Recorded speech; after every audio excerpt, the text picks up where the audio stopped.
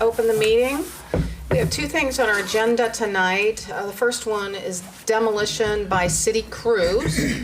And I think council wanted to discuss this a little bit about doing it or not doing it and what are our risks, et cetera. Sure. So I think it came about during budgeting season, just kind of in passing, and I think only a few of us heard about it, so I just felt like everybody needed to be aware of the opportunity for us to lower our costs to do demolition. Joe Hurd had offered that Centerville, I think it was, Joe, does their own demolition. Sorry? Sheraton, I think, was doing it. Yeah, I thought it was Centerville, but it could be something. Okay. Is doing their own demolition, and so just looking at the viability to lower our costs to the city. If we have no other options other than to hire an outside crew, then to have our city crew do it during their downtimes. And so I think Joe's here to just kind of speak on what their capabilities are. So thanks, Joe. Any questions, or you want me to start talking? Are there limits to what the roads crew can do in terms of demo? We did the restrooms at down at Chautauqua Park. It wasn't that big of a deal, and I know the houses will be a little bit more involved in that. I mean, obviously the asbestos, somebody's going to have to do that. I don't know anything about that, but I'm 100% positive we can do it. There's a couple little hoops that we have to get a thumb for our excavator, which is a thing that helps grab the stuff, and I don't know what we would have to lose. I'm not sure how we could, if we're doing it and you're not paying us $200 to $500 an hour, which is what you're paying a contractor. Right. We might have some, even the thumb is like $12,000. I'd be willing to put forward $6,000 out of this budget year just to get that. If tires, fuel and tires and tipping fees at the scales, I can't see how it would cost us, especially a little single story, if we started with something like that and then just refine the process. You start and see how it goes. I just don't, it's not like we're going to the moon or anything. We're just crushing it up and taking it to landfill. So. Right. Could we use the streets department funds to do that? Is that within the? Well, 'cause they're limited, right? That would be something that would end up being on our excavator anyway. It's something that we could use for if we were cleaning up trees or something like that. But I mean, if you guys want to pay for the thumb, that's fine with me. If you guys I'm just saying that We paid for the shrub pile out of it. Which we can't, which we're not supposed to do, right? I mean, it's not good use of road use tax funds, but. Right. it would just be something that we add to kind of our arsenal of equipment anyway. It's something that I wanted. We just haven't had the, where it was that necessary that I have it. So, but that's up to you. I mean, I think it's a good idea. The only reason why I ask about the road use funds is because of that same issue that came up, which, so I just want to We make can still sure. use it for concrete and all kinds of Right, other stuff. right, It yeah. helps us grab a hold of anything instead of just trying to scoop it in the bucket. You're Right. reaching down and you're grabbing it like that. And so it can still be used for all of our, So Elizabeth, to answer, I think your question about their time Yeah. potentially, they have downtime where we're not scooping snow, we're not shoveling, we're not doing streets. We don't, they just have downtime where they have to find something else to do.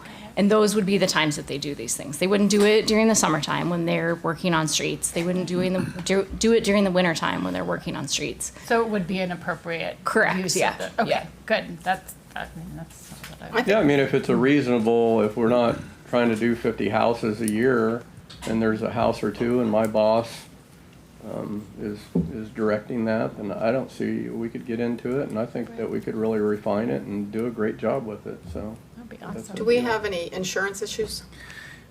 I sent that out with the email That's from what I was- IMWCA. I didn't see that link. I actually printed some out if you want to see it. Because I saw that you mentioned a link, but I Yep. didn't see anything other than. Well, it was an email I attached to the email. I No, you're fine. There's 3 that way. And this that way. Is there enough for me? Yeah, I think so. So they can I guess share. my question would be, to address the insurance company's concerns, Or one short. One short. could they give us, if we considered going forward with this idea, could they give us a list of the kinds of training that they would expect our people to have in order to, for them to be considered competent to take down a building like the ones we're talking about? What kind of training do you think? I think I just educate myself and go talk to other cities that have done it. I'd talk to Richie Vogt, people that I trusted. And, you know, Bob Brown, Richie Vogt, and Roger Drish, they all do it. Go talk to them and see, find out, dig into it a little bit, and go down to Centerville or wherever it is. I think it's Centerville, but if it's Sheridan, whatever, go and pay them a visit and educate myself and do it. I mean, chances of any of the current people that we use for demolition being trained on actual demolition are very slim, other than just having the background of doing it. So, Well, they may have already worked for demolition. sorry? They've already done some demolition work before they came to work for us. Correct, but as Joe just said, they've already done demolition, Yeah, so. I mean, we pick up brush, we yeah. load concrete, I we mean, they load. utilize their excavators a lot. Right, we're It's loading not really stuff all that the time. You're different. just taking a house down, so. And the insurance company's concerns about asbestos and other materials, we're already addressing that question Right. before we take the home down, so that's moot. Is there anybody on the city team right now that you would designate to do a pre-assessment of anything you took down? I would start, That'd be where the and then I would insurance issue train, would be yeah. on the hazmat materials. yeah, That's where you'd start. yeah, I would just start and dig into it and find out what I need to do and go from there. If we can save the city money, I think I'm all about that. That's what we should be doing if we can. Agreed. What do you think? The only question that maybe we can add is if we can call the insurance company and say there is an additional rider maybe for insurance, those sorts of things. That's not a bad idea. But I think that we don't start with a two-story house that's right up next to another house and start small and work and just see where it goes, work our way up. If it doesn't work, it doesn't work. Well, I think it's also important to realize, okay, we can do this, but this we're not comfortable with. Right, Yeah. exactly. And then and to know what your limits are. If we get all the other okays. But yeah, it's important to know your limits so that, hey, this house is too close, we're not sure, let's let a real expert who's normally doing Exactly. this. And I'm not know? gonna stand up here and tell you I can do something and then Yeah. fail. I'm not gonna do that. That's not who I am. If I tell you I can do it, I'll guarantee you we're gonna get it done, but we need to build slowly to get into that point. Eventually, if that's where we keep going and we can do it for $2,000 or $3,000 or $4,000, I think that's a huge savings. So, Okay. Any other questions? I think, and I'm not sure if I just am not remembering this, but what are we doing with the funds when we sell like an infill lot? The lots that we sold to FIDA, what are we doing with those funds? I don't know that we've gotten paid for that yet. Okay, but when we do, what are we doing with them? Have we decided that? I guess. Well, there was a cost to demo the building, so didn't it come out of the general fund, or how did it? It just goes back into the general I'd fund. have to go back and double check, So I think it would be reimbursed whatever fund it came out of. right? that we Okay, so originally- imagine that we didn't pay to demo that lot. Right. We sell a lot. What happens with the funds if it's just an empty lot? Usually would go into general General fund. Yeah. fund. And I think we talked about tracking that too, to acquire other properties and lots to do this additional. So it's nice to be able to kind of, again, track Use that it so you to- can kind to of use it for the reimburse it. same So An revolving. example, I the guess kind of my lot thing- you're talking about is the Logan lots that we sold for $25,000. right, they were just bare lots. Those are bare lots, we just sold them for $25,000. Right. I presume the money was placed in the general fund. Once we get it, it would be, yes. I guess part We of me could- wants to earmark those types of dollars for, I don't know, if we do have to pay someone else Yeah. to demo, that we're, Yeah. you know, we're making some revenue to pay for that. And it's, I mean, we can let it go into the general fund, but is it really gonna affect us at the end of the day? Maybe, maybe not. And or help Joe, you know, do this. So I know we have talked about kind of this revolving fund, if you will. That's kind of the way I see it too. But the question is that hard for you to create within? Well, that's not how within the budget fund? works. No, but Right. Is the only, yeah. can you kind of track it, or is If there a we way to put created- it on? If we create a new fund That's what ultimately that's my question. or a new department possibly. But yeah, as for revolving door. Or not it even a doesn't- new fund or department, but like a subsidiary of a fund or department. It's harder to track because then Is it's all it? being thrown in. Okay. Yeah.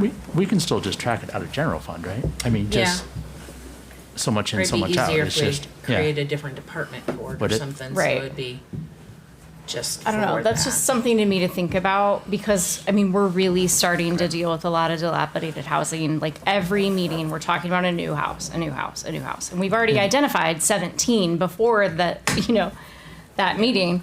Right. So I just think that like maybe we need to, I don't know, start thinking about like creating a department for that Okay. so that we can track what it's costing us. I mean, could it be part of code compliance or? Could be. Because that's, He's in planning and zoning, He's in planning and zoning. yeah. okay. Do they have their own budget? Planning They and do. zoning does, Yeah. yes. Okay.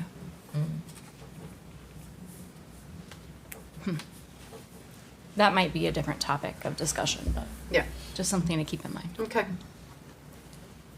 Okay. So the other Thanks, Joe. item. Yeah. Thanks, Joe. Sorry. That we wanted to bring back to the tables. We has to do with we authorized 15,000 for the Main Street program not too long ago, and one of the things that came up at the Main Street meeting the other day was, would the city be open to doing this 15,000 every year? Should they break up this our 15,000 that we said we're going to do and determine that yes, that 15,000 will commit over 3 years? And so we just wanted to bring it up for topic again, topic of discussion, and kind of get the council's feeling on, you know, do you feel like, first of all, that you would be open to an annual contribution if we got Main Street? Would you be open to 15,000 every year for the next 3 years, including the one we just did? So, or you know, it's just kind of getting your feeling for it. It seems to me it could come out of the above the line allotments for lost funds. The original payment was at a lost, right? Yes. So we're actually talking about 2 more years, right? Right. Yes. Okay, Correct. 15 and 15. Already Yeah. committed 15. Was the 15 for the application? Or was that, Committed for Hire salary. somebody. For Right. salary. Yeah, so they're trying to make sure they have enough commitments of 75,000 per year for 3 years. so we've committed 15,000 this year. We didn't get Main Street. So we're committing back year's funds to a forward year? Is that correct? I think what we're Yes. committing is 15,000 to this application. I mean, I think what we've agreed to do, as We I already did understand it, that. And we didn't get it though. Right, but we just did it I think again we just did it, yeah. for this application. Okay. So it'll come in next fiscal year, Okay. because we won't So know this till year's next moot, fiscal. like Yeah, this year's done. We Yeah. don't have to pay the 15,000. right. Okay. What's the, for the community betterment side of lost, what's the balance in that account approximately run? There's no balance in that section. Just because it says for community betterment or any other lawful purpose, so it's not like it's dumped out only for community betterment. But when I look on the financial statement, it has lost, it has a balance at the end of the last In column. on Fund the- 400, that is, I'm going to say what you all get to decide you can do with it. Okay. But that usually runs a couple $100,000, Yes. doesn't it? Yes, yeah. So if we were to commit 15,000 a year for 3 years, I think there would be sufficient funds in that account to pay for it if Main Street gets funded. Would that make you uncomfortable? No. It's not my determination. I know, you run the books and you have to keep track of that money and I know. you know what the I like to balances keep typically do. money in the books, I but that's know. just me. So I guess, But that money's there to be spent for Yeah. community betterment, so we might as well Yeah. spend it for that purpose. so if the council felt comfortable that they could commit 15,000 for the next 3 fiscal years, it would be nice to give them a piece of paper with a pledge on it, for the application. So, Because that would help our application Yeah. if we could show that. So Yeah. can we make that, could we make it contingent on receiving the Main yeah, Street I mean, designation? ultimately, that's what it is. Really, yeah. Yeah, They won't hire anybody unless they get the application approved. yeah. And that hiring process wouldn't happen until approximately November, apparently. Right. And so if you all are kind of overall okay with that, then we could stick that on the agenda next meeting for, what would that be, a resolution? I would assume so, yeah. Yeah. Okay. Okay. Any other thoughts about that? What's the deadline for the application this year? Oh, I believe it's in May. Same as in May. thriving communities. Right. It's Yeah. roughly the same time. It's interesting that they May wrote. 25th. Yeah, And And, we'll uh, learn sometime in the summer whether it's been awarded or not. that's yeah, right. I think isn't the August. presentation in July? When we go up, or is it earlier than that? Yeah, I think it's in the summer. Yeah, we learned. I'm confusing it because there's another application, right, for thriving There's Iowa There's communities. 3, isn't there? Thriving Iowa, Main Street. and there's one other. There's another The Iowa thriving. Finance Authority or something. Yeah. Well, ultimately the applications go to the same entity of the state, the Iowa Economic Development Authority, Yeah. but they're two different programs. As far as I know, they're two. Yeah, so there's a lot going on, a lot of Yeah. people are developing plans and inventories and so, yeah, okay. So we can bring something back the next council meeting. Okay. All that gives us, looks like about, I can't tell what time that says. 6:48. About 10 minutes till council actually starts. And so we'll take a break.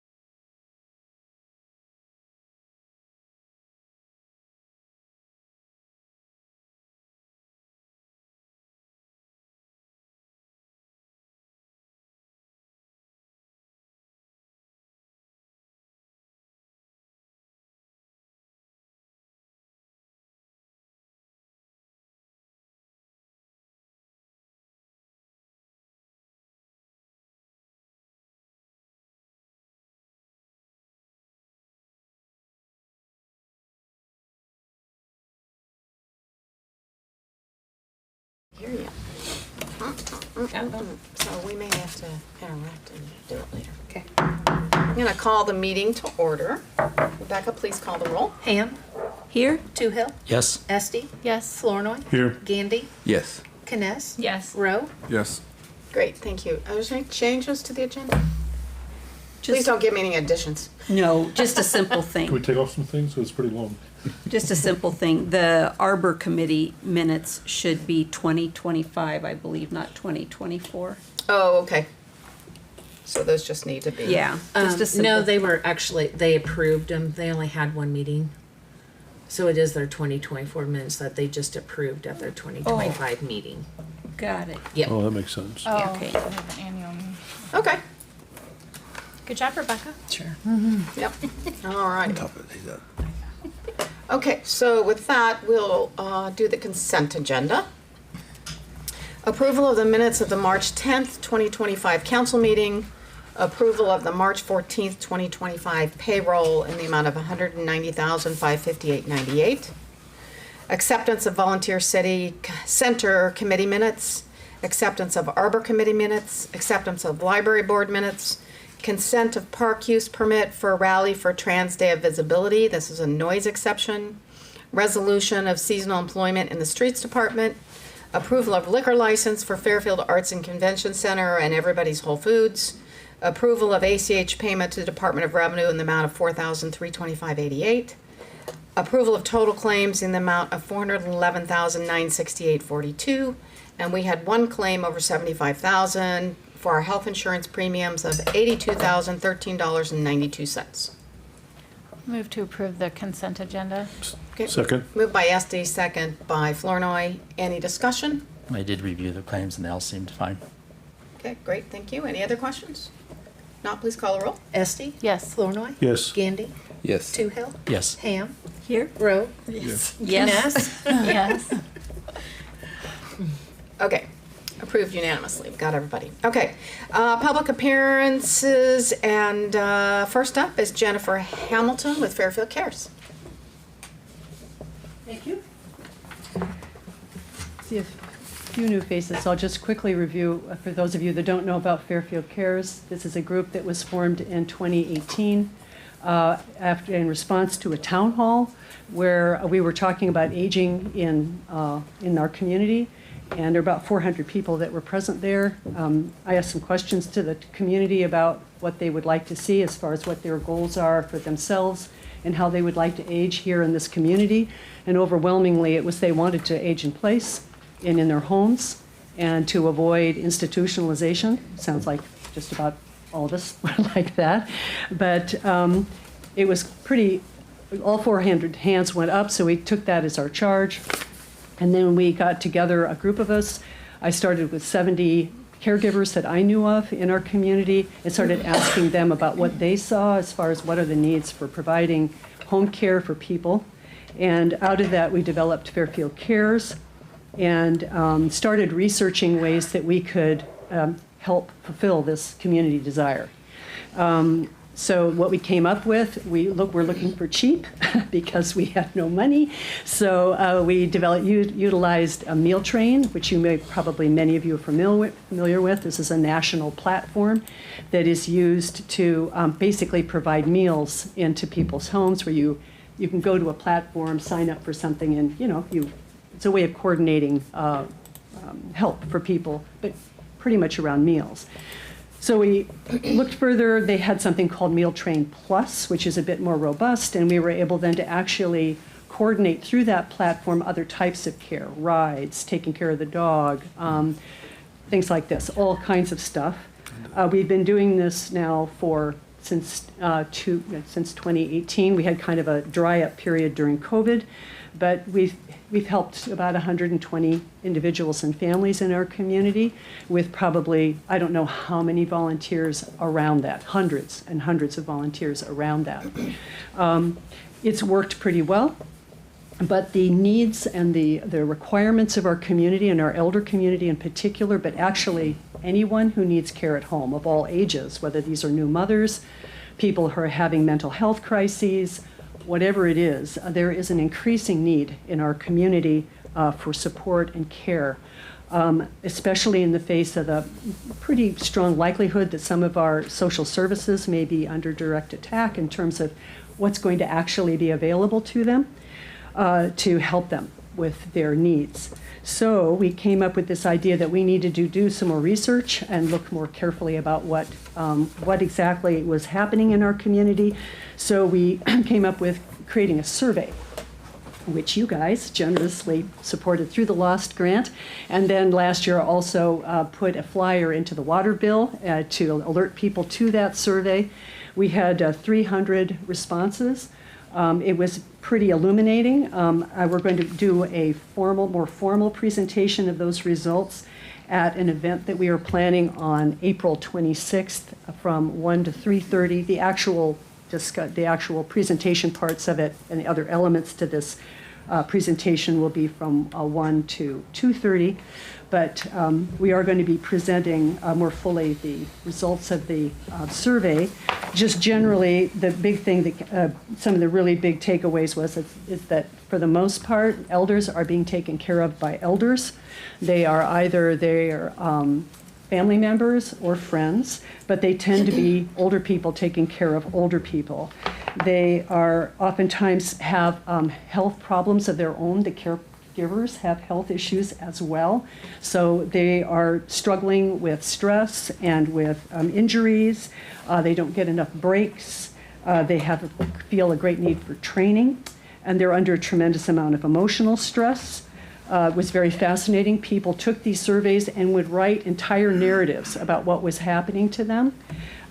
So we got a pretty good look at what's going on in our community. So we thought, well, we better look a little more deeply as to how we might be able to better coordinate not only volunteer help, but paid help. So a big partner in this exploration was the RAC Committee, the Resource Action Committee, and particularly wonderful Faith Reeves, who really has helped. We were working together. I was on that subcommittee for that group. And when we were doing our own work in Fairfield Cares, we located something called Helpful Village, which is Meal Train Plus on steroids, basically. It's a whole nother level of the power of computer platforms to integrate care. And Michael Porter is going to talk a little bit about that in a moment. But this was something that now, even in our RAC committee, we were seeing it as being something that could be applied broadly into our community. And we're very excited to we were able to, by the generosity of a donor, we were able to pay to actually purchase this, the software for this program and all that comes with it, the Helpful Village program. So we have bought this for the community and we are ready to implement it. We have enough money that we should be able to cover all membership costs so that people can sign up for this and participate for free. So that's our goal, to do this, and this is something we're going to be really presenting again on that April 26th presentation and explaining how it works and what people can expect. But it's a very cool, very exciting program. Really brings in and could really coordinate a lot of issues that people in our community have here because they don't know where the resources are. The left hand doesn't know what the right hand is doing. We have all these different groups or doing their thing, but not like working together very well. And Helpful Village may actually be a way to actually help bring these elements together for everybody's benefit, which is to keep our aging people in their homes where they want to be, and also beyond just aging, but people of all ages. If they need help and we can do it in their homes, so much the better, because that is definitely where healthcare is going. So, Why don't you just tell them that on the 26th, we're going to have a full presentation? yeah, so that's it. So, yeah, I did. Yeah, so the 26th is when we're going to do a full presentation of this. We are inviting you to come. We are also having it recorded. Mr. Strong, yes, Jason's going to be it's going to record it for us, so it will be available. We'll have a couple of speakers, presenters, to explain the survey results, We're having our social worker, our Fairfield Care social worker is going to be explaining what is exactly happening in social services at that time, sort of real time, what's happening at the end of April, because we don't know entirely. So hopefully by then we'll have some more clarity. And then we'll be presenting on the Helpful Village. So Michael, do you want to speak a little? I think they need to move on. Okay. Do you want any more about the? But if you look up helpfulvillage.com, you'll see it's online. There are almost 100, I believe, communities in the country that are utilizing Helpful Village, and with great success. So these are basically, you're creating these kinds of neighborhoods where people can sign in as members, and they can locate other people to help as well as find services. Do you want to? Michael here is our tech master and has actually been doing the process of implementing our program. So go ahead. Just, if you want to find out more, just come to the meeting on the 26th. And if you can't come, it'll be recorded. Where is the meeting? It's at the Fairfield Arts and Community Center. Oh, okay, great. 1 o'clock. Yeah. Okay, great, thank you. Okay. And thank you for all your work, really, really appreciate it. Thank you. Great. Thank you for supporting us. And if it's possible, I don't know if it is, but last time you did a wonderful thing of having that, the survey notice go out in the water bill. If we could have a notice that would go out for this meeting in the water bill, because we're hoping many people will come, because people will actually be able to sign up during this event, so that we can get this on the roll. So I don't know if that's something that's possible or not. We wouldn't make a full cycle at this point, right? No, it takes a month to get out. It takes a month. Yeah. Okay, all right.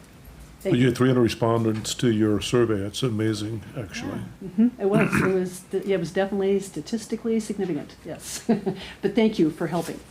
Yeah, great. And we'll try to get it out there too, you know, and, Just In other see ways, the set of flyer individually. and to be included. yeah. Great, thank you. Great, thank you so much, Jennifer. Excuse me, Ann Walton, the Resilient Action Committee.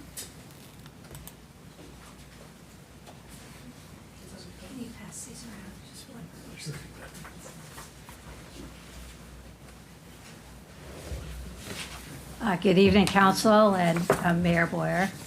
I'm here to talk a little bit, obviously, about the Sustainability Coordinator position, as that's under consideration and as part of the conversation about the budget.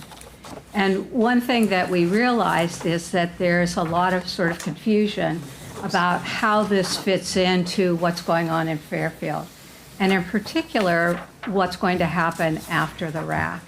And so I thought what I would do was just give you a really brief update on the RAC itself.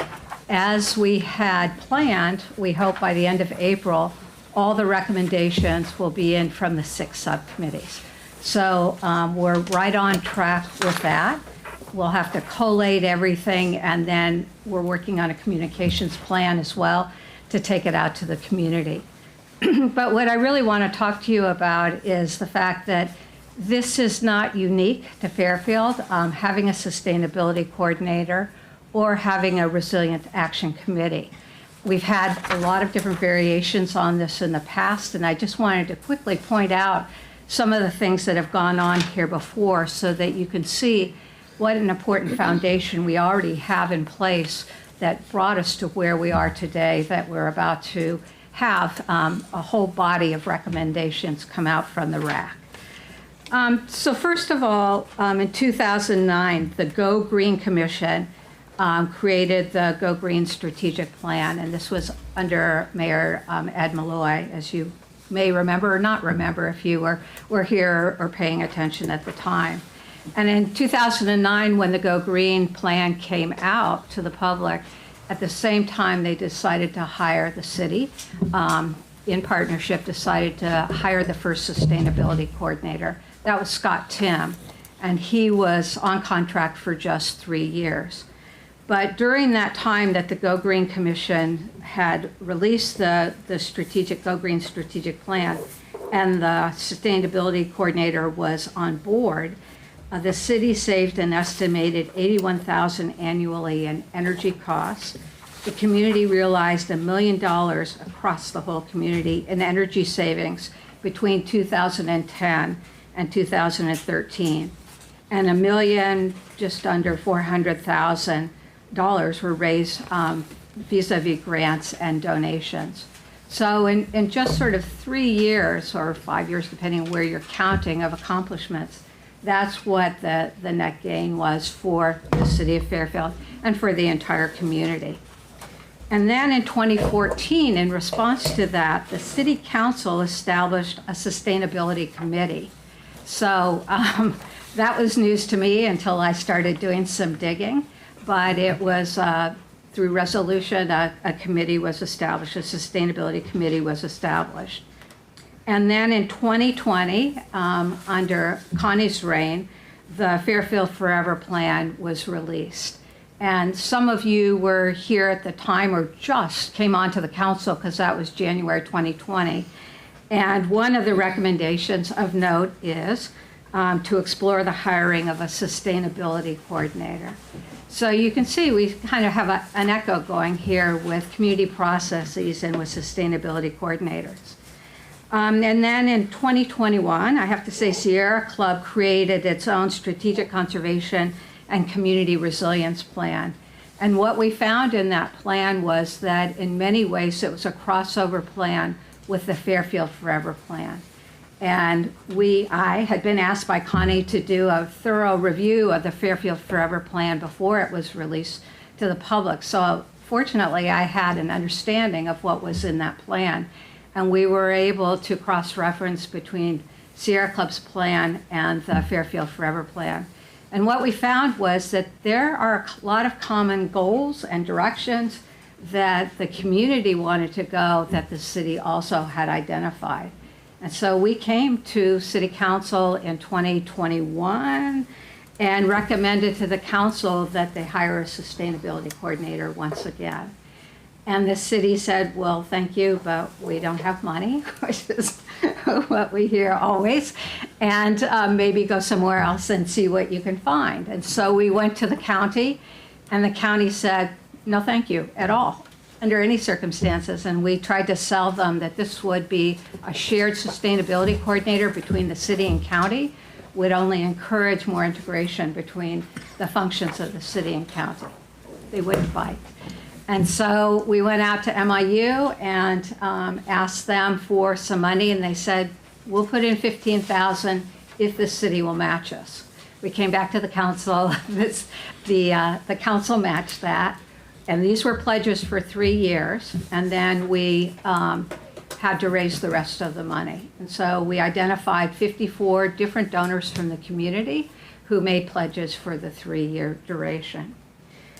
So a part of what we also did while that process of raising money was going on was to go out to sort of a broader sweep of the community so we can better understand moving from sustainability, which was defined mostly by energy, green energy, and a little bit of recycling and tree planting in the original Go Green plan, to expanding the idea of what resilience is for a community.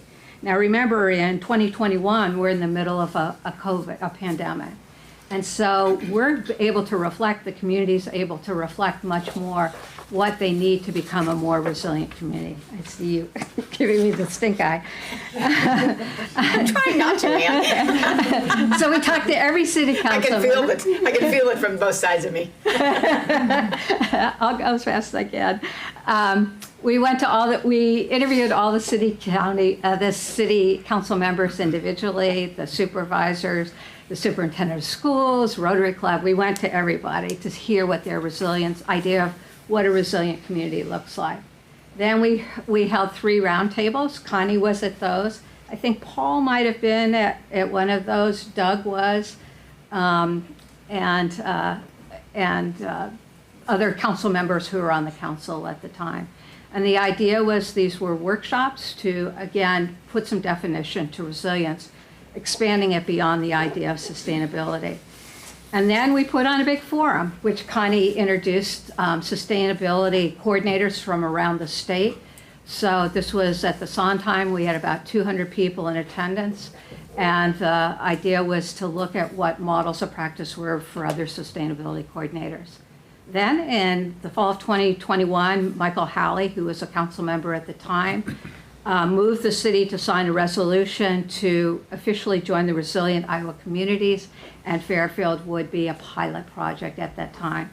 One part of the resolution that Connie signed on behalf of the council was it appointed a shared city MIU sustainability coordinator to serve as the city's Resilient Iowa Communities coordinator. And so you can read all the further details of all these sort of building blocks to bring us to where we are today. But I just want to quickly point out a couple of things that have been achieved already in the 2.5 years that our sustainability coordinator has been here. Total community volunteer hours to date are 4,760 volunteer hours. The RAC represents experts in areas such as engineering, city planning, architecture, earth sciences, wealth management, land use, conservation, and restoration. Total realized and pending funds applied for through grants and other mechanisms, 20,360,000 plus. And total community contributors to the 3 years of sustainability coordinator salary is 54, including then MIU in the city. So as you consider during your budget negotiations about the sustainability coordinator, I just want you to realize the foundation that we're building off of. It's close to 20 years of sort of sustainability initiatives that the city's partaken in. Okay. Thank you. Thank you very much, Ann. Appreciate the little history lesson, particularly for the community there and for newer council members. So we were to have one more thing under public appearances, a winner of If I Were the Mayor contest, and she's not here yet. So I think let's just hang out. We'll move forward with our meeting, and if she shows up, we'll do a quick interruption and present that. So kind of a little exciting news, so we'll keep in suspense a little bit longer. Okay, so moving on to resolution, action items, and ordinances. Our first action item is consideration to set a public hearing of fiscal year 26 capital improvement projects. And that public hearing we'd like to set for Monday, April 14th, 2024 at 7 p.m. 2025, sorry. Oh, yeah, right. Yeah. 2025. I'm just There you reading go. right there. There, missed it. We have a thing with dates tonight. I know. So it is 2025. I make the motion that we set the public hearing for the fiscal year 26 capital improvement plan for April 14th, 2025 at 7 p.m. Thank you. Moved by Second. Flournoy, Almost said second before. by Gandy. There you go. Any questions? Please call the roll. Flournoy, Yes. Gandy, Yes. Kness, Yes. Rowe, Yes. Ham, Yes. Toohill, Yes. Esti. Yes. Okay, next action item is consideration to award Walton Club Golf Club Bridge Project. Yeah, good evening, council. We had a bid opening on March 10th for the Walton Club golf cart bridge replacement, and we had two bids. The low bid was from Reconstruction for $196,435.25, and then we had a second bid from Leffler Dirtworks for a bid of $343,090. I think the reason we only had two bids is that it's kind of more geared towards local contractors for this project. Was one of the reasons why I think we only had two bids for this project, but it is under the engineer's estimate of $200,000. So I would recommend awarding the contract to Drish Construction. Yes, under the estimate.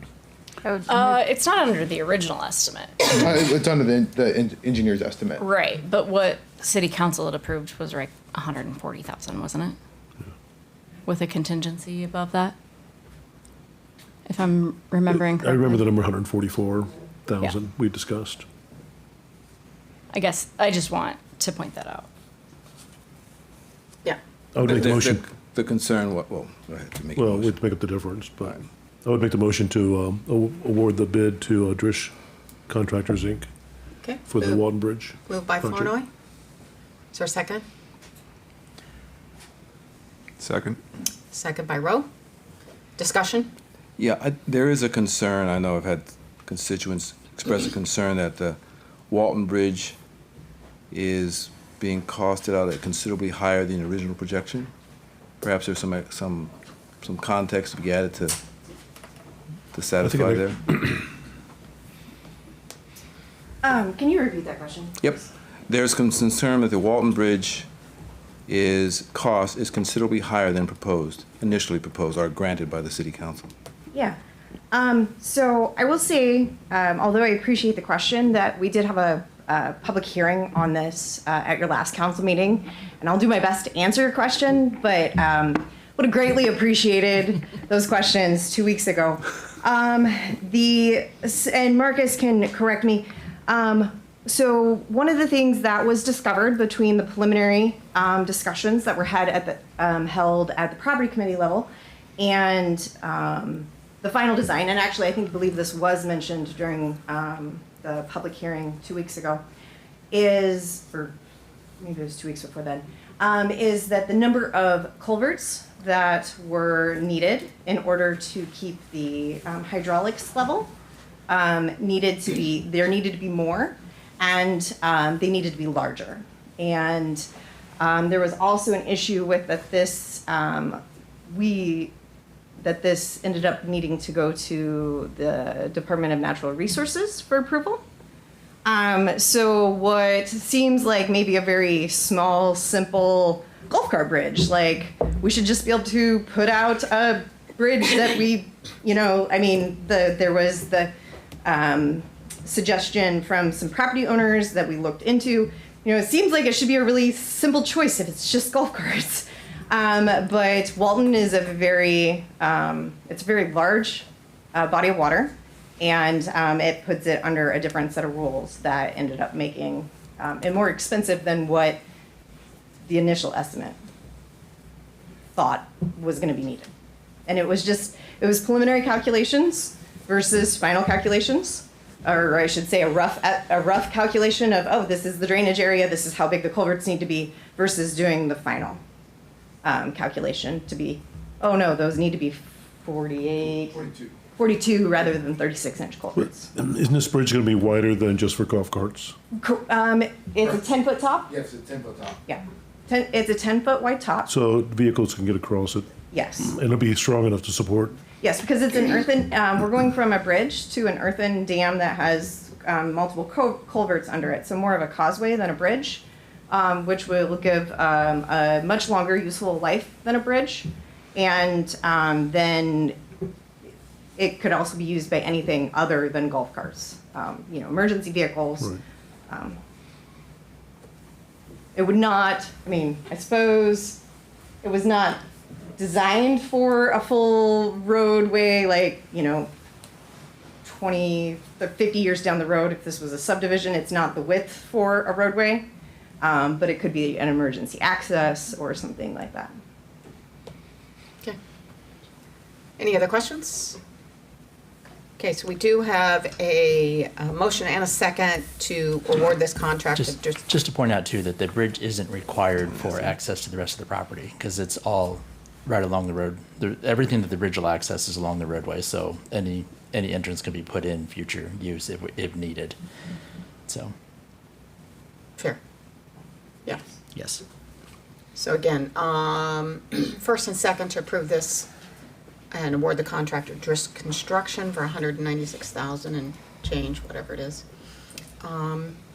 So please call the roll. Flournoy. Yes. Rowe. Yes. Ham. Yes. Kness. Yes. Gamdy. Yes. Esty. Yes. Toohill. Yes. Okay, great, thank you.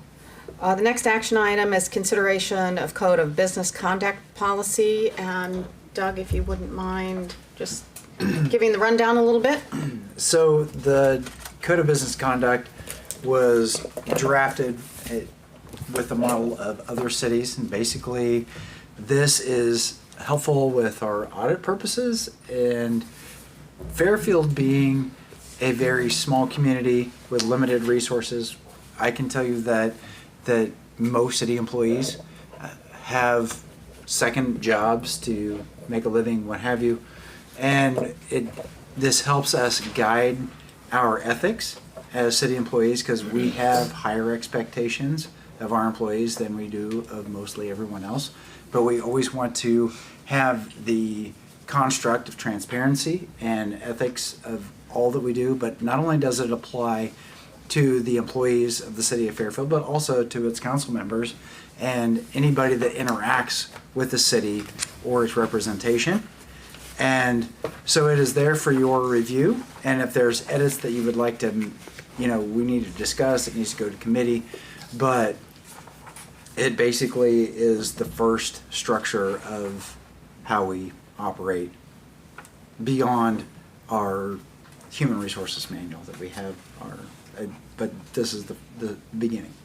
Great, thank you. So, I'm sure other council members have read it. I read it, and it's quite dense. There are a number of things I think are worthy of further discussion. I don't know if this is the time and place, but in my reading of it, I would move to refer this to the Personnel Committee for further consideration, and then maybe come back with suggestions and changes. Sure.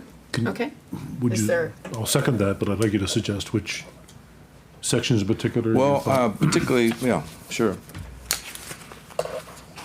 I mean, the sections have to do with conflict of interest. That's a pretty broad language. I'm not saying it's a bad thing, but I'm saying I think it needs to be understood, be explained as to what restrictions it means on council members, as well as other members of the city staff. Then there's a section of misuse of position. Again, who does the enforcing of that particular section? That's a concern for me. There's a section on investigation if there's a complaint or a verified complaint. I'm not sure what is a verified complaint, and I'm concerned whether or not there's a possibility of abuse of this code of ethics with something like a verified. Anyone can bring a complaint, and if they bring a complaint, it has to be investigated, as I understand it. That possibly could cause some concerns. There's the identity theft prevention program. I'm not sure why that is. I'm saying it's not. I'm not saying it's a bad idea, but I'm not sure why that would be in a code of conduct. An identity theft prevention program. There's a requirement, according to this code, that an annual report is filed or required to be filed according to FTC regulations. That's to the federal government. So that could be burdensome for the city to prepare the report. And then there is this current policy as drafted includes a zero tolerance policy with regard to acts of domestic violence. So there can be, again, on its surface it sounds like, yeah, that's a good idea, but there are situations where domestic violence can be a misdemeanor. But in this particular, under this drafting, anyone convicted of domestic violence is must be immediately terminated. It's a little stiff. Yeah, so those are the things in my read of it, that suggest it needs to be further reviewed by our personnel committee and brought back with some sort of suggestion or possible suggestions to amend it. Okay. So, I mean, a lot of this is there are already laws, like a lot of it's just language that's taken directly from the Iowa code, right? Right, and oftentimes that this needs to be out in front of our city employees, that they don't know that those things exist and how we're governed by how we operate. And like I said, this is a draft and it's up to your review. And if you want things taken in or put in or taken out, that's what it's here for.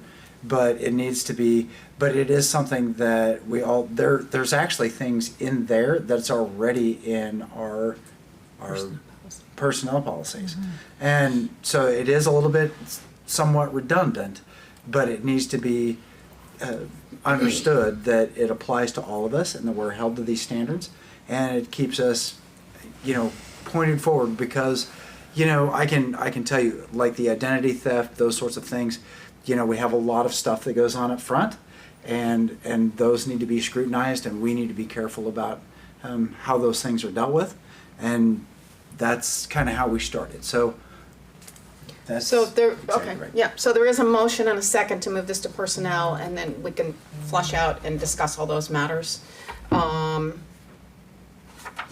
And so, anybody else have any questions or comment about moving that to personnel?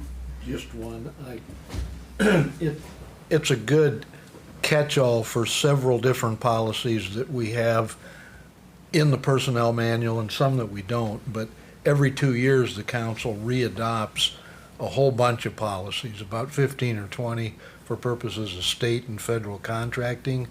And the nice thing about this is it's 8 pages versus about 120 in the personnel manual.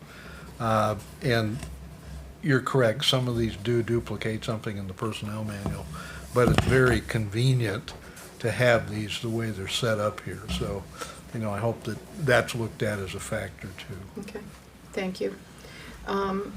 Any other questions? Not, please call the roll. Gandy? Yeah. Flournoy? Yes. Yes. Esti? Yes. Toohill? Yes. Kness? Yes. Ham? Yes. Rowe? Yes. So hopefully personnel can meet quickly, the next couple weeks preferably. Okay, next action item. Consideration of change order number 13 on the Highway 1 project. I think Melanie's going to talk about this because she's excited to talk about this. No, sorry, I was. So change order 13, the dollar amount you guys have already seen, and actually already approved. It's a change order to close out the quantities. It's a total change of positive roughly $2,000.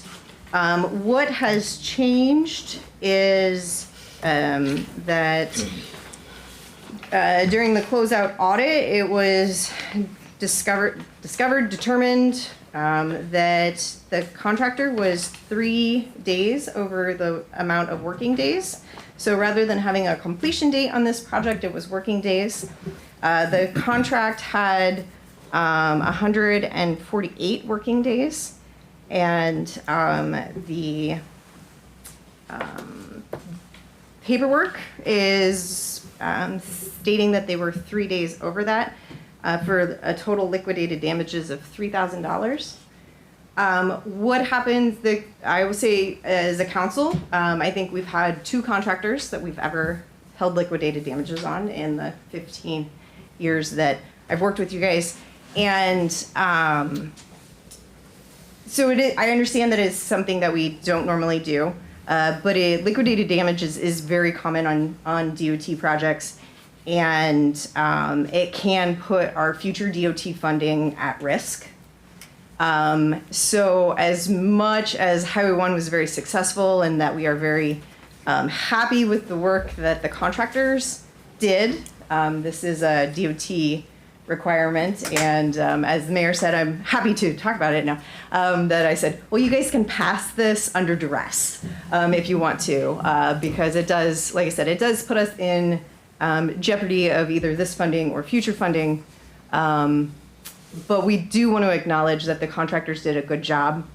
2% over on time frame with all the utilities and all. Most of the utility conflicts were taken into consideration with this.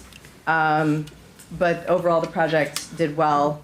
However, they are still recommending the 3 days of liquidated damages. The $3,000 stays with the city, so that money doesn't go to DOT. It doesn't go to the general, and the sub doesn't get it. So it's basically we pay.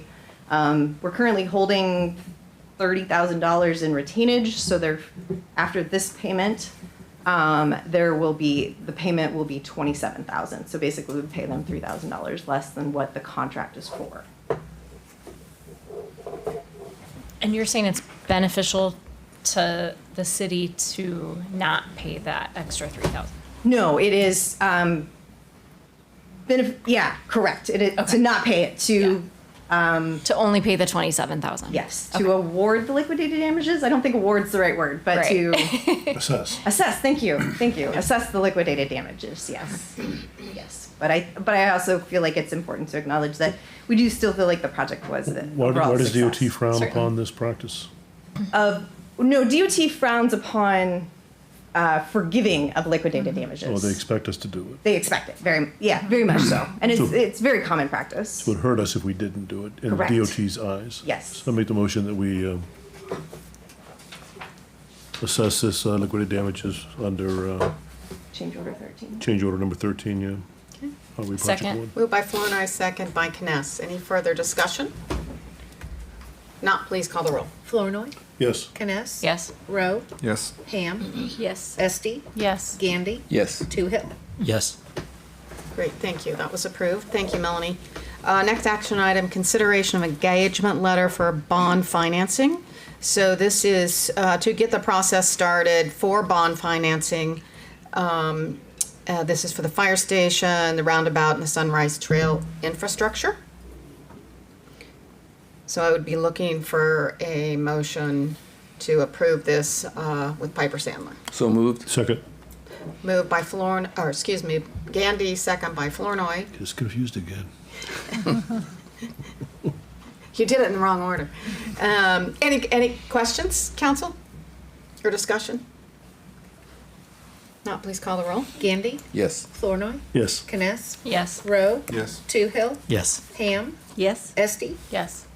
Great, that was approved unanimously. Next item, action item, consideration of dissemination agent agreement for ongoing market disclosure. This is for Piper Sandler to do our annual reporting of all our bonds. It's the EMA annual report. And so again, we do this every year. So it's recommended standard. Okay. Yes. So moved. Moved by Gandy, Second. second by Toohill. Any discussion? Please call the roll. Gandy, Yes. Toohill, Yes. Ham, Yes. Rowe, Yes. Kness, Yes. Esti, Yes. Flournoy. Yes. Thank you.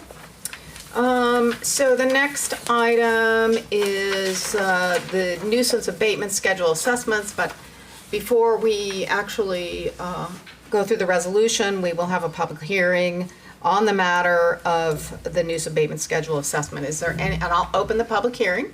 So yes, I was gonna say, is there someone that wants to speak? Please come to the microphone, tell us who you are and, your address or your ward, whichever you prefer. Yeah, thank you. My name is Ashley Goodwin. I live at 1303 Little Pond.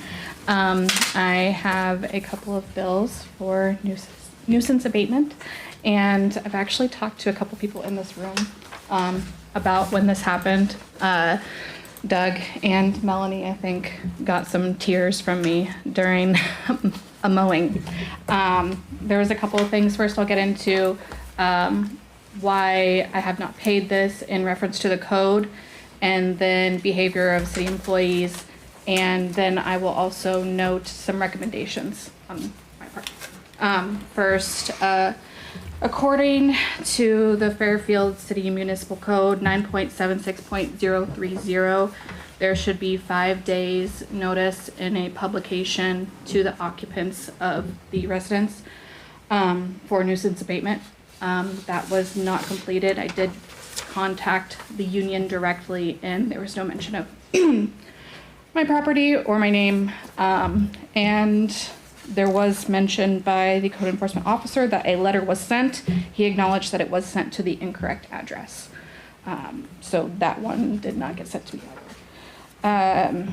Additionally, in the Fairfield Municipal Code 9.76.010, the definition of nuisance doesn't apply to cultivated flowers in gardens.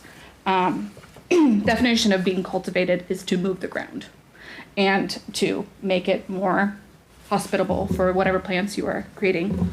The plants that I had destroyed on 2 different occasions were pumpkin, asparagus, blueberries, flowers, and including an Iowa state endangered plant species called the blue giant hyssop. I tried to notify the code enforcement officer at the time that they were destroying, an endangered plant, and I was told I do not care. Quote, I do not care. And that it didn't look like a garden to him, and even if it did, I would run it over anyway. Where's the garden located in your yard, just for the There's- council's purpose? Several places, Front yard, backyard, side yard? front and side yard. Okay. So what my plan is just for a long-term plan, which I didn't really want to get into, like my personal, plans, but is I'm a first-time homeowner. I have a 3-year-old. We spent a lot of time, like, you know, destroying the pumpkins from the Halloween and watching them grow and, you know, doing these things together. And she was there with me when she watched a blueberry bush that we had planted, watched the code enforcement officer direct a mower to run them over. And knowing them, what they were, because I told him. And I asked him not to, please. After this first incident, my neighbor noted that his vehicle was parked outside of my residence several times throughout a couple of months. And once he came back with a very large tractor, like I'd never even seen a mower this big, that threw a brick into the neighbor's vehicle. That's still an ongoing thing with them. They're waiting to hear back from the city's insurance. So that it was a really gut-wrenching time for me because it was a hobby that I had, you know, developed. It's kind of like once you are in your 30s, you could like kind of feel who you are, you know what I mean? And so I was like listening to a lot of audiobooks, working in my yard, like digging, like it was like really fulfilling to me that I spent like literally hundreds of hours, and to be told that I don't care, like it was very upsetting. And then not only that, but like the person that's in that position needs to be able to recognize what plants they're looking at, and destroying an endangered species, whether it's on private or public property, requires there's a code where it says like when can you do this, and it has to be approved by, I think, the director of Department of Natural Resources personally. That section is 481B in the Iowa Code, and that's where it notes the law. And the endangered plant species list is Iowa Administrative Code 571, Chapter 77. And the second time my yard actually was mowed, in addition to that, there was only plantain growth, which after the rains that we had last summer was in everyone's yard. They shoot up to about 15 inches, and it was not any more than anybody else's yard. And I don't know if you guys remember this, but plantains are like the long stalk, and they have like a little fuzzy flower thing on the end. They're weeds. To my recommendations of moving forward, I had mentioned this to the city administrator, and I really just haven't had time to even like try to make this part of my process or make it a priority in my life. But I would highly suggest putting a permitting plan in place for yards and gardens in Fairfield, because a lot of them don't conform to just like the short green grass, and it's not good for our environment anyway. I think we all know that. So if someone has a plan in place, well, it might not look pretty at the time, and they have a documented like plot plan and amount of time that things are going to take place, and that's approved by the city. I think that should be an acceptable, you know, exemption for some of these nuisance laws, just because I don't have literally 500 hours to spend on my yard at like one chunk of time. So that's outside of, you know, the code not being followed properly in the first place. Additionally, I would advise that employee behaviors code of conduct, actually, it was really interesting. I read that before I came here, that there is some training involved for the areas that they're overseeing, so for only plants, and then also how members of the public are treated, what happens when there is some type of dispute, knowing that he'd been parked outside my house several times. I called the police the second time. I don't even know if the city was aware of that. So, and then having dispute resolution clearly defined in your municipal code for disputes regarding the code, I think would be a good idea as well. Great. Do you guys have any Thank you. questions for me? You have a specific request, you want us to waive this fee? I would like to, yes. It's good just to ask that directly. Yes, so, I would, yeah, a couple of things. I don't really care to get into like all of like the drama of it. I, believe that the code was not followed as I outlined at the beginning, and so I should not be ordered to pay these fees. And secondly, I would hope to have, whatever committee it applies to consider that permit idea. Any questions? How many times was your lawn mowed? 2. And did you receive notice for either of those No. times? Okay. Because they were going to the wrong address? The mail went to Yeah. a different address. I'm purchasing my house on contract, so it went to the who I'm buying it It went from. to the deed holder, yeah. Yeah, it went to, but my address is on there too. It's not like you didn't know where I was at. But Was the grass that got mowed 10 inches long or longer? the plantains were the second time. Yes, that was it. Do you know what a plantain is, or? Yes, I do. Okay. Okay, council, how would you like to deal with this? Well, just to be clear, the flowers you planted were 10 inches or taller, but the grass was not? There was the endangered plant grows up to 4 feet tall. So I don't think that most people would recognize it. And if you were familiar with the plant, then you would know once you cut it because it smells like black licorice. But the non-flowering or planted grass, the grass was appropriate height. I don't know. I don't think so. But regardless of that, it doesn't. According to the code, you have to give proper notice, right? So if it was, and I had the notice at least 5 days in advance, then I would evaluate at that point. Okay. But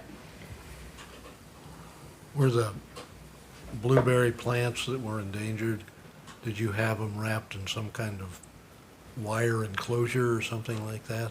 the blueberry plants were not endangered. They were just regular blueberry plants. It was not a matter of like, oh, they were accidentally ran over. First time he was there, I said, please, like, those are blueberry plants, do not run them over. And he instructed and pointed and came. I mean, there was a lot of other really scary behaviors that I don't really think apply to like this particular like topic of paying the bill because the code wasn't followed. But if you have further questions about your employees' behavior, I'm happy to answer them, but I don't feel like it might not be the right time to do that. Yeah, I would say that should go to Personnel Committee if the council so chooses. So, is there any other questions? I would say, I would make a point though. It does show your address on the assessor's site. Your mailing address is 1501 Woodside Circle, and your property address is 1303 Little Fawn. Yes. So actually, there is nothing in the municipal code about delivery address, delivering mail. It is only publication in newspaper. Do you get the newspaper? Well, the Yes, there was publication no in the publication. newspaper, we do that every month Yeah. about cutting and mowing your weeds. Yeah. During like April to. And that's to everyone. Yeah, that's in once a month in the paper. It's not to any specific property, it's just saying that you must So cut we your don't weeds. send out a notice to a specific homeowner In the saying you need newspaper. to cut your weeds Correct. at this address. Correct. Okay. We send the letter, but then the We send a letter, notice but by it went to publication is a general property notice, like 15 yes. publication. Yeah. But the way the code reads, it does say the publication has to go to the occupants. I understand that, you're sending the letter as like an added precaution to send it to the people, but you're actually in making those general notices not following the code because you're not making it to the occupants, you're making it to the general public. You know? It's also adequate notice under the rules to post it at the site that's gonna be serviced. Yep. Did they do that? No.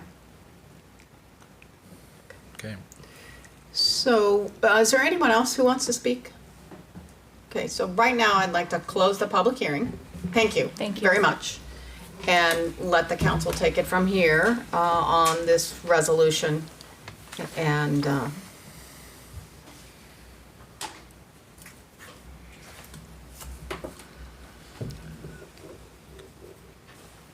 My gut reaction is if we didn't get proper notice, we can't bill her for the services. It's my feeling too. It's unclear to me without more information whether or not there was any proper notice. I guess I would like to maybe refer it to a committee. Right, so I'm looking at the assessor's Property. website right now. So And could, the address on file for the contract holder, which is Ashley Goodwin, is 1501 Woodside Circle. That's the mailing address for the contract holder. It seemed like it would be a good idea to have the code compliance officer, what Yeah. would he say? What would his testimony be? Do we have the actual letter, Rebecca, in your No, file? I just have No? the invoices in the Okay. letters that if they wanted to appeal, they had to appeal by 4:30 last Friday. And is that's Gotcha. included in the letter, Excuse me. or that appeal process? How is that notice given? Yeah, it's in their letters. For the appeal of the Because those are all sent certified, assessment. right? Yes. So the appeal of the assessment. You are further notified that any and all objections which you or any of you have to said schedule of assessments or any parts thereof must be filed in writing in the office of the city clerk of the city of Fairfield, Iowa, on or before 4:30, March 21st, 2025. Otherwise, any objections to said schedule will be considered as waived. And where was that mailed to? That was mailed to 1303 Little Farm. Who signed for it?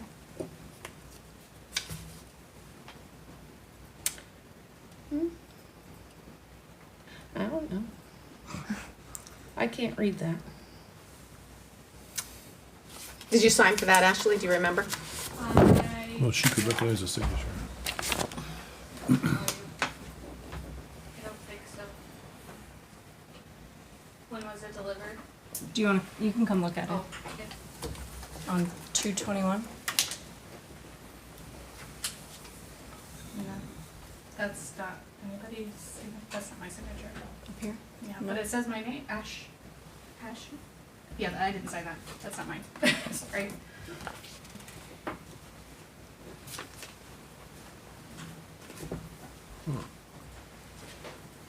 I can show you what my signature looks like. I have my ID. We could approve the assessments, save this one, and refer it to, what committee would be appropriate? Property? Property Well, committee? here's the thing about that, though. That's certified mail. That Yeah. is done by the post office. We have nothing to do with that. So if someone signed for it, like they had to be physically at the house. Yeah. Someone had to be physically there to take it, unless they went to the wrong house. So is there another adult in your house? No, I have a 14-year-old and that's not him either. I would, whatever, testify that I did not sign that. I'm 100% No, I believe you. Yeah. It's just odd that it's signed for I it. know, Yeah. it is. It wouldn't be a failure of notice on the city's part Right. if we sent it certified mail and it was signed for at your address. Yeah. But I was here today because I thought this would part of be like the appeal. I wasn't Oh, aware of that part okay. of things, so I wish I would have known. Yeah. So Paul, do you want to go back where you were? Yep, I would move to approve the assessments, save, accept this particular one, and refer it to property committee for further consideration. second that. Okay. Any other discussion on that? Okay, it's been moved and seconded to move forward with the nuisance abatement schedule, except for the one for Ashley Goodwin at 1303 Little Fawn, and then move that to property committee. So, if there's no further questions or discussion, send that, go ahead and call the roll. Gandy? Yes. Esti? Yes. Flournoy? Yes. Ham? Yes. Toohill? Yes. Kness? Yes. Road? Yes. It would be helpful though to make sure we know how to get a hold of you, Ashley. It seems like that's a problem for us, so. Okay. Okay, so the next matter is the stop box curb stop repair schedule assessments. And I will open the public hearing for that. Is anybody here that wants to speak towards that? Seeing none, I'm just gonna point out that there is a written appeal here attached to your documents. And I'll close the public hearing and we'll move on to the resolution for the stop box and curb stop repair schedule assessments. I would make the motion that we approve the list of stop box, curb, stop repair schedule of assessments. Okay, moved by Flournoy. Is there a second? Second. Second by Kness. Any discussion? Yes, I just want to be clear, what happens with the assessment? Is it attached to the property? Yes. It's a lien on the property, and it's paid at what point? What point is it paid? In the fall. In the fall? Property taxes. With property taxes? Mm-hmm. Okay, all right, thank you. Okay, no other questions? Please call the roll. Flournoy, Yes. Kness, Yes. Rowe, Yes. Ham, Yes?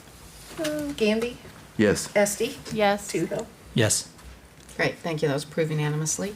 The next thing, again, is a public hearing and then a resolution. This public hearing on the matter of amendment to the Fairfield Forever Comprehensive Plan, future land use map.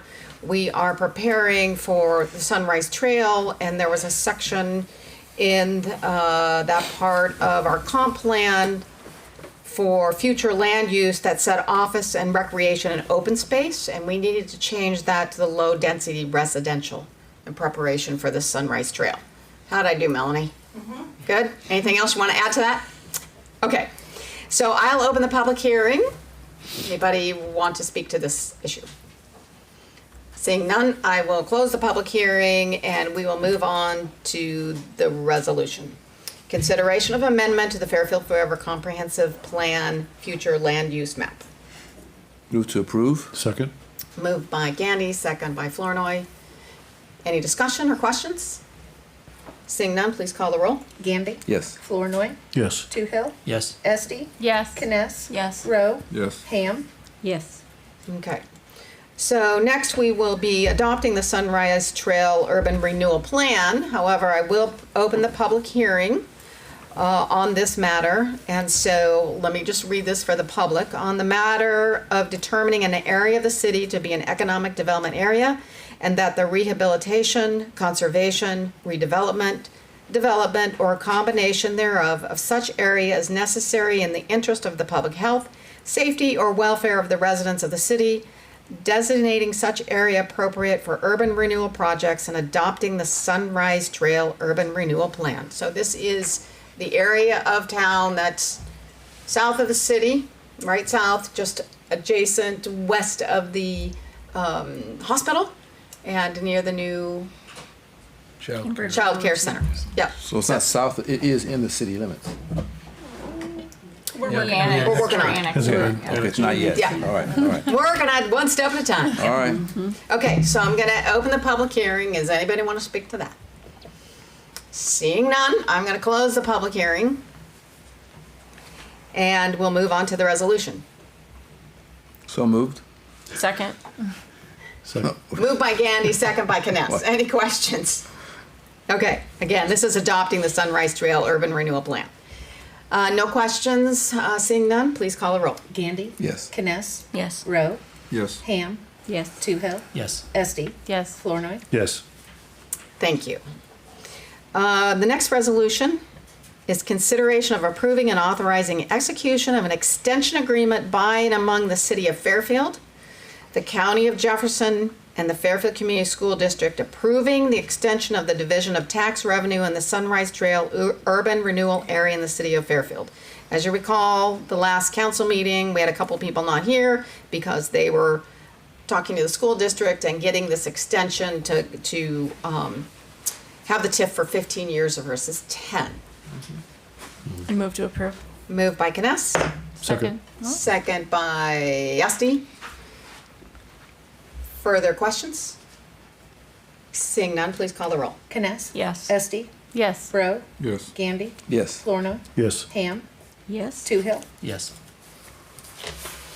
Okay, next is the public hearing resolution for the final plat of Sunrise Trail Subdivision Phase 1. So I'm going to open the public hearing.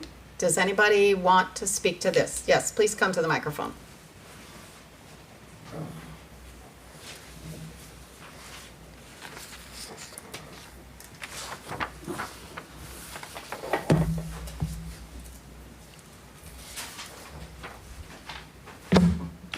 My name is Keith Vladimir, and I live at 209 East Grimes Avenue. And I got some questions about the subdivision plat and the descriptions, but that's basically why I'm not here.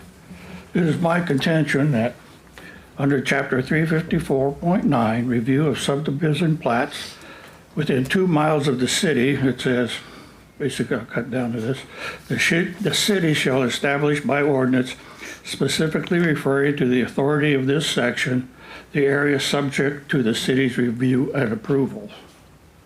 So what I'm saying is the city has no jurisdiction to review subdivision plats outside the corporate limits. Because we don't have an ordinance for it. Correct. It has, under 1990, when they revised a bunch of stuff in the code relating to subdivisions and surveys, this was added.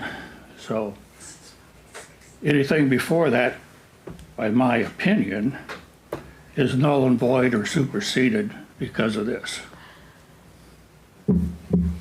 John, do you have thoughts on that? Well, I think we do have it part of our ordinance in between the preliminary plat provisions and the final plat provisions. And this came up back in the mid-90s. We had first controversy over county zoning, then that was followed by us having an extraterritorial zoning group of hearings here at the council chambers, that we had people standing behind the council members. And after we didn't pass the extraterritorial zoning thing fully, the council voted yes for it, but then we didn't publish it, and we didn't have the support of the Board of Supervisors on appointing a committee to handle the urbanized area for zoning. But we did have on our books the ability to do extraterritorial subdivision review. And we've been doing that for the last 30 years. And I believe that hasn't changed. And I believe that did come about the same time that we didn't finish the extraterritorial zoning thing. Is that in what chapter is that in of our code? I'm thinking it's in one of the last ones, like between 18 and 20. 18 or 19. I think it's I 19. think Melanie has something to say to this as well. Yeah. Mel? Go for it. Yeah, I can't speak specifically to that section of code or the ordinance, but one thing I will say is for some of these subdivisions that are on the edge of being annexed, not geographically, but timeline-wise, the county engineer and I have coordinated jurisdiction, and I can pull up the email that the county has waived their rights to approval of this one. So not knowing exactly what that state code says, I believe that would give us jurisdiction if the county has waived their rights. Okay, thank you. Any thoughts on that, John? Oh, You gonna deter? I agree with what she's got from City the Board of engineer? Supervisors. I Okay. haven't seen that in years, but. Okay. Okay, anyone else want to speak to that? Okay, thank you, Keith, appreciate it. With that, I'll close the public hearing and we will move on to the resolution. Consideration of the preliminary and final plat of Sunrise Trail subdivision. This is the phase 1. I'd move that we approve the preliminary and final plat of Sunrise Trail subdivision. Okay, moved by Flournoy, Second. second by Gandy. Any further discussion? Not, please call the roll. Florna, Yes. Gandy, Yes. Rowe, Yes. Pam, Yes. Toohill, Yes. Esti, Yes. Kness. Yes. Thank you. Approved unanimously. Next resolution, consideration to fix date for a meeting on the authorization of a loan agreement and the issuance of not to exceed $2,400,000 general obligation urban renewal capital loan notes of the City of Fairfield, State of Iowa, for essential corporate urban renewal purposes and providing for publications of notice thereof. Basically, we're giving authorization to work on this bond for the infrastructure at Sunrise Trail. And so fixing this date would be for Monday, April 14th, 2025 at 7 PM, which will be our next council meeting. Move to approve. Second. Okay, moved by Kness, second by Flournoy. Any discussion, any questions? No, please call the roll. Kness, Yes. Flournoy, Yes. Rowe, Yes. Gandy, Yes. Esti, Yes. Toohill, Yes. Ham. Yes. Thank you. Next public hearing action item on the matter of the plan specifications, form of contract, and engineer's estimate for the Sunrise Trail infrastructure project. So before I open the public hearing, Marcus, do you mind just giving us a summary here? Yeah, yeah, I can give you guys a brief summary of the project. Yeah, this is for the infrastructure for the Sunrise Trail subdivision. There will be approximately 2,500 linear feet of sanitary sewer, 2,000 feet of 6-inch PVC water main, also including fire hydrants and curb stops and water main valves. Also included is approximately 7,000 square yards of 7-inch PCC pavement, and there will also be ADA compliant sidewalks at the intersections. There will be a total of there will be a total of 35 lots, 31 will be buildable. The other 4 lots will be open space due to utilities in the area that you couldn't put a house on.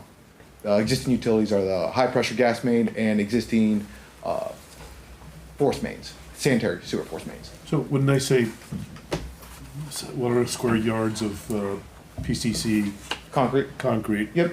Should we assume there's gonna be curbs on both sides? Yes, there's 27 foot wide curb and gutter on both sides, correct.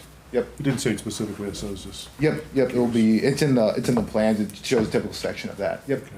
And what'd you say about sidewalks again? They'll be at the intersections.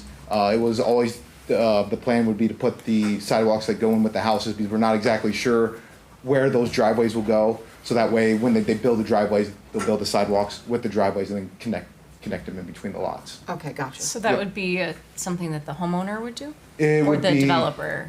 Yes, whoever builder? builds the house, correct. Okay. Okay, great, but thank we you. have to specify that, don't we? It would be, yes, Comes to that. yes, it'd be specified in the PUD, correct. Okay, great. Any more questions for Marcus, council?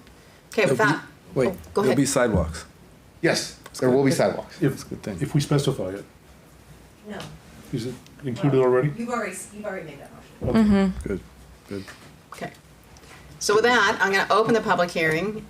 Ed, do you wanna, I thought you were gonna get up. No. Nope, okay. Unless you have questions. Getting comfortable. Okay, anybody else wanna speak? Nope, okay. I'll close the public hearing for that, and we'll move on to the action item. Consideration of the plan, specifications, form of contract, and the engineer's estimate for the Sunrise Trail infrastructure project. And by the way, these bids are due on April 25th. So, Move to approve. moved by Kness, Second. second by Toohill. Any questions? When did these bids go out? It went out at Tuesday after the last council meeting. And I didn't state, the estimate was 1.7 million was the estimate for the subdivision. Okay, Thank you. thank you. Any other questions? Seeing none, please call the roll. Kness, Yes. Toohill, Yes. Esti, Yes. Flournoy, Yes. Ham, Yes. Rowe, Yes. Gandy. Yes. Okay, the next public hearing and action item on the matter of plan specification, form of contract, and engineer's estimate for the Fairfield Municipal Airport proposed reconstruction of East Taxilane and portion of Taxiway B. Melanie's gonna give us the highlights on this before I open the public hearing. So this is I can't even say hopefully, because there's no more taxiway to do after this. This is the very east taxiway on the east side of the hangars. The project includes 1,760 square feet of pavement, and as well as pavement removal, striping, and various associated work. This is an FAA funded project. It includes bipartisan infrastructure funds. We do have contracts for those, and obviously we'll be keeping close eye on any changes to those contracts being canceled before we award. But everything that FAA is telling us is that that money is there and that we don't have any concerns. So we do wish to go out to bid on this project. Mel, is it a 90-10? It is actually a 95-10 or 95-5 Wow. with the BIL money. That's where the 5% is coming in. So FAA is normally 90%, and then the bipartisan infrastructure. I don't know what the L is for, Oh, okay. but Legislature? maybe. Let's just. Yeah, Legislation? we'll say legislation. Yeah. So, since I said it so well the first 4 times, I shortened it to BIL. But so it's 95% funding. Our total share so the total construction cost is estimated construction cost is $427,600. Our share is $28,714. That's a deal. Yeah. I think that covers all of the. Okay, with that, I'll open the public hearing. Anybody want to speak to this? Now is the time. Bids are due April 11th. Seeing none, I will close the public hearing and we'll move on to the action item. Consideration of the plan, specifications, form of contract, and engineer's estimate for the Fairfield Municipal Airport, proposed reconstruction of East Taxilane and portion of Taxiway B. Move to approve. Moved by Kness. Second. Second by Gandy. Any further discussion? Seeing none, please call the roll. Kness, Yes. Andy, Yes. Rowe, Yes. Toohill, Yes. Ham, Yes. Flournoy, Yes. Esti. Yes. Okay. Next, we have ordinance 1257. This is a second reading. Consideration of amendment to vendor regulations. If you look at your memo, that really summarizes this ordinance. And I'll open the public hearing. Anybody want to speak on ordinance 1257? Seeing none, I'll close the public hearing. And council, again, this is the second reading. I make the motion to move ordinance 1257 from the second to the third and final reading. Second. Moved by Flournoy, second by Esti. Any discussion? Seeing none, please call the roll. Flournoy, Yes. Esti. Yes. Toohill, Yes. Ham, Yes. Kness. Yes. Andy. Yes. Rowe. Yes. The next ordinance is a first reading, consideration of formalizing park and recreation rate schedule. There is also a draft fee structure resolution attached to the ordinance as well. This is the first reading. I'll open the public hearing. Does anybody want to speak to the park and recreation rate schedule? Seeing none, I'll close that hearing. Actually, did you want to speak to that a little bit? So what I want to point out here is the reason why it says formalizing the rate schedule is because the city has not raised rates since the Park and Rec board became an advisory board and we're no longer able to set their rates. So we didn't have anything in our code that set rates. So this ordinance is adding a section to our code that allows you to set rates for the park, for parks and rec. So this would include shelter reservations, as well as things at the rec center. On that draft resolution, one thing is, so with the previous ordinance and this one, we do want to move towards where fees are updated yearly by resolution. A lot of cities have this where they are passed January 1 and kept on a single sheet, very easy for people to find rather than buried in the 3 readings of the ordinance for any changes. I understand like establishing them, you want the 3 readings.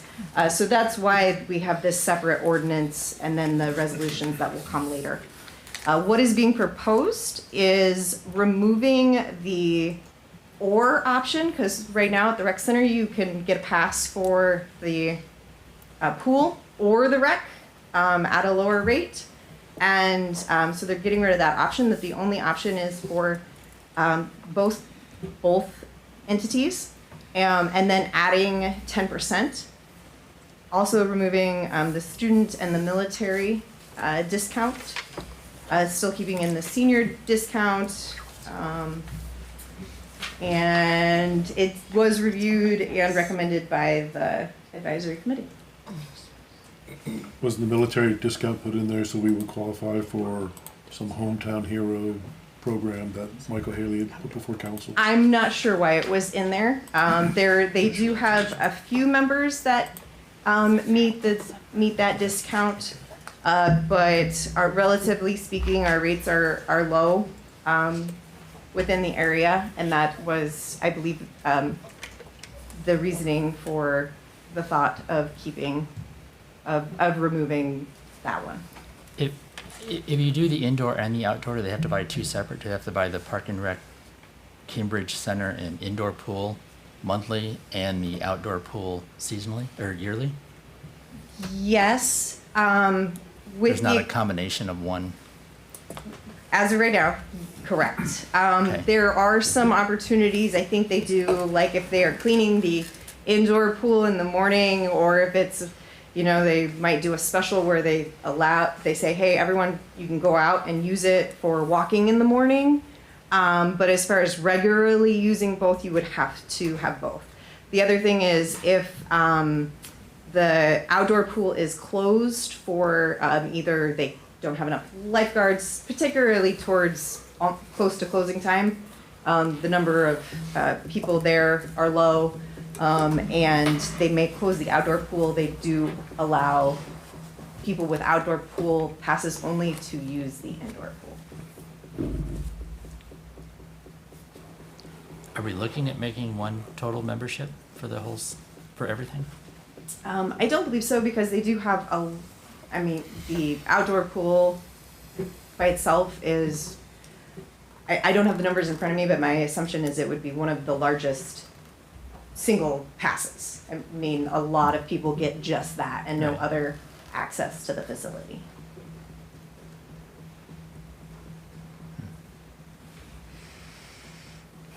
So they can always, Tom, if you want to talk to Calvin or what about, Yeah. that could always be a change later, but I think we should move ahead with, Because really, if we're you're just okay with what this is now. Yep. going forward with the ordinance, and then this is just a draft for the resolution of the fee structure, which which is easily amended going forward once we have that ordinance in place. Correct. Okay. They do look, I will amend the resolution. They would want to have these take effect Labor Day weekend, so that anyone who, if you're paying attention at this point in the council meeting and you go buy your summer passes now, you won't be impacted by the 10% increase. But if you wait until after Labor Day, you would have the 10% increase. So, congratulations, Marcus, for staying this long. But there's really no way to avoid that. And so the intention would be that these become effective that Labor Day weekend. Well, I would make a motion to move this to the second reading. Okay, moved by Esty, Second. second by Toohill, to formalize our park and recreation rate schedule. Any other questions? Discussion? Seeing none, please call the roll. Esty, Yes. Toohill, Yes. Ham, Yes? Kness, Yes. Gandy, Yes. Rowe, Yes. Flournoy. Yes. So the next ordinance is consideration of amendment to parameters of trespassing. So this is the first reading. You want to speak to this a little bit? Yeah, so this came up in the discussion of what rules we needed to formalize with Park and Rec, as far as what would be policy and what would be in code. And it was discussed that it would be handy not just for the rec center, but all of our public buildings, that when an individual is asked to leave because they are not following the rules of the facility, that when they return, that we have something in our code that we can charge them criminally should we choose to, and that fee or any fees associated with that are outlined in our code. That's it's separate from the day-to-day operations, but for individuals that have violated the rules of the rec center and continue to be a problem, that we have we have something specific in our code in addition to state code for trespassing, to charge them with something beyond, don't come back. But this isn't just at the rec center, this is No, it could. any public building. Yes, so it could have, I And mean, grounds. if Marcus gets out of hand later today and we have to tell him to leave and he comes back, we, that would apply to city council meetings. I mean, it could, if they're not following the rules, the procedures that we've outlined for city. Do they have to leave and come back before they can be charged, or can they be charged by refusing to leave? I believe refusing to leave as well. Yeah, criminally you can be. So I guess I'm wondering too, why do we need the city ordinance too, especially since It would allow a municipal infraction. the criminal infraction, that the cost is so much more if you're criminally charged, but. Because there's some I think people that would be that more of a disincentive. maybe don't need the criminal as much as they need something in between. Got it. This gives you more discretion. I guess. Yeah, gives more discretion, exactly. Yeah. So I'm going to open the public hearing real quick to see if Marcus wants to talk about it. And after that, please leave. No, just- And with that, I'm going to close the public hearing. Okay. So consideration of amendment to parameters of trespassing. This is the first reading. I would make a motion to move it to the second reading. Okay, moved by Esty. Second by Ham. Any further questions or discussion? Seeing none, please call the roll. Esty? Yes. Ham? Yes. Toohill? Yes. Rowe? Yes. Kness? Yes. Flournoy? Yes. Gandy? Yes. Thanks for letting us pick on you a little bit. Okay, our last ordinance. This is a first reading, however, this is consideration of amendment to Chapter 7.32 Recovery of Expenses for Hazardous Materials Cleanup and Emergency Action. There is a memo there. The request by our city engineer and our fire chief is that this be moved to the third and final reading. I couldn't spit that out. Regarding this, so go ahead. And Brett Farrell is here too to answer any questions. In our city code, we outline the rate structure for response to any fire calls within our fire district. So this may be things that are outside the city limits, but anything that our department responds to. You'll see in the memo that they have been very busy over the last week. Luckily, that since Wednesday, things did slow down for them. But in order to respect the employees, their full-time employers, we would, and to emphasize the severity of a burn ban, we would request that the city remove the upper limit of our bills. Currently, we cap the bill at $1,000 for a grass fire. Even if we're out there for 8 hours or 2 trucks or whatever the amount is, we cap it at 1,000. So what is in front of you is that, to read it for public and you, during a state or fire department issued burn ban or national weather severe red flag warning, any fires found to be in violation of said ban or warning will be excluded from the maximum fee limit listed in Part A above. How do we enforce those? Enforce that they would be in violation of it. No, the fine itself. Is it? It's After the fact, Yeah. we do have farther to go as far as collecting if they refuse to pay. And yeah, there is that discussion.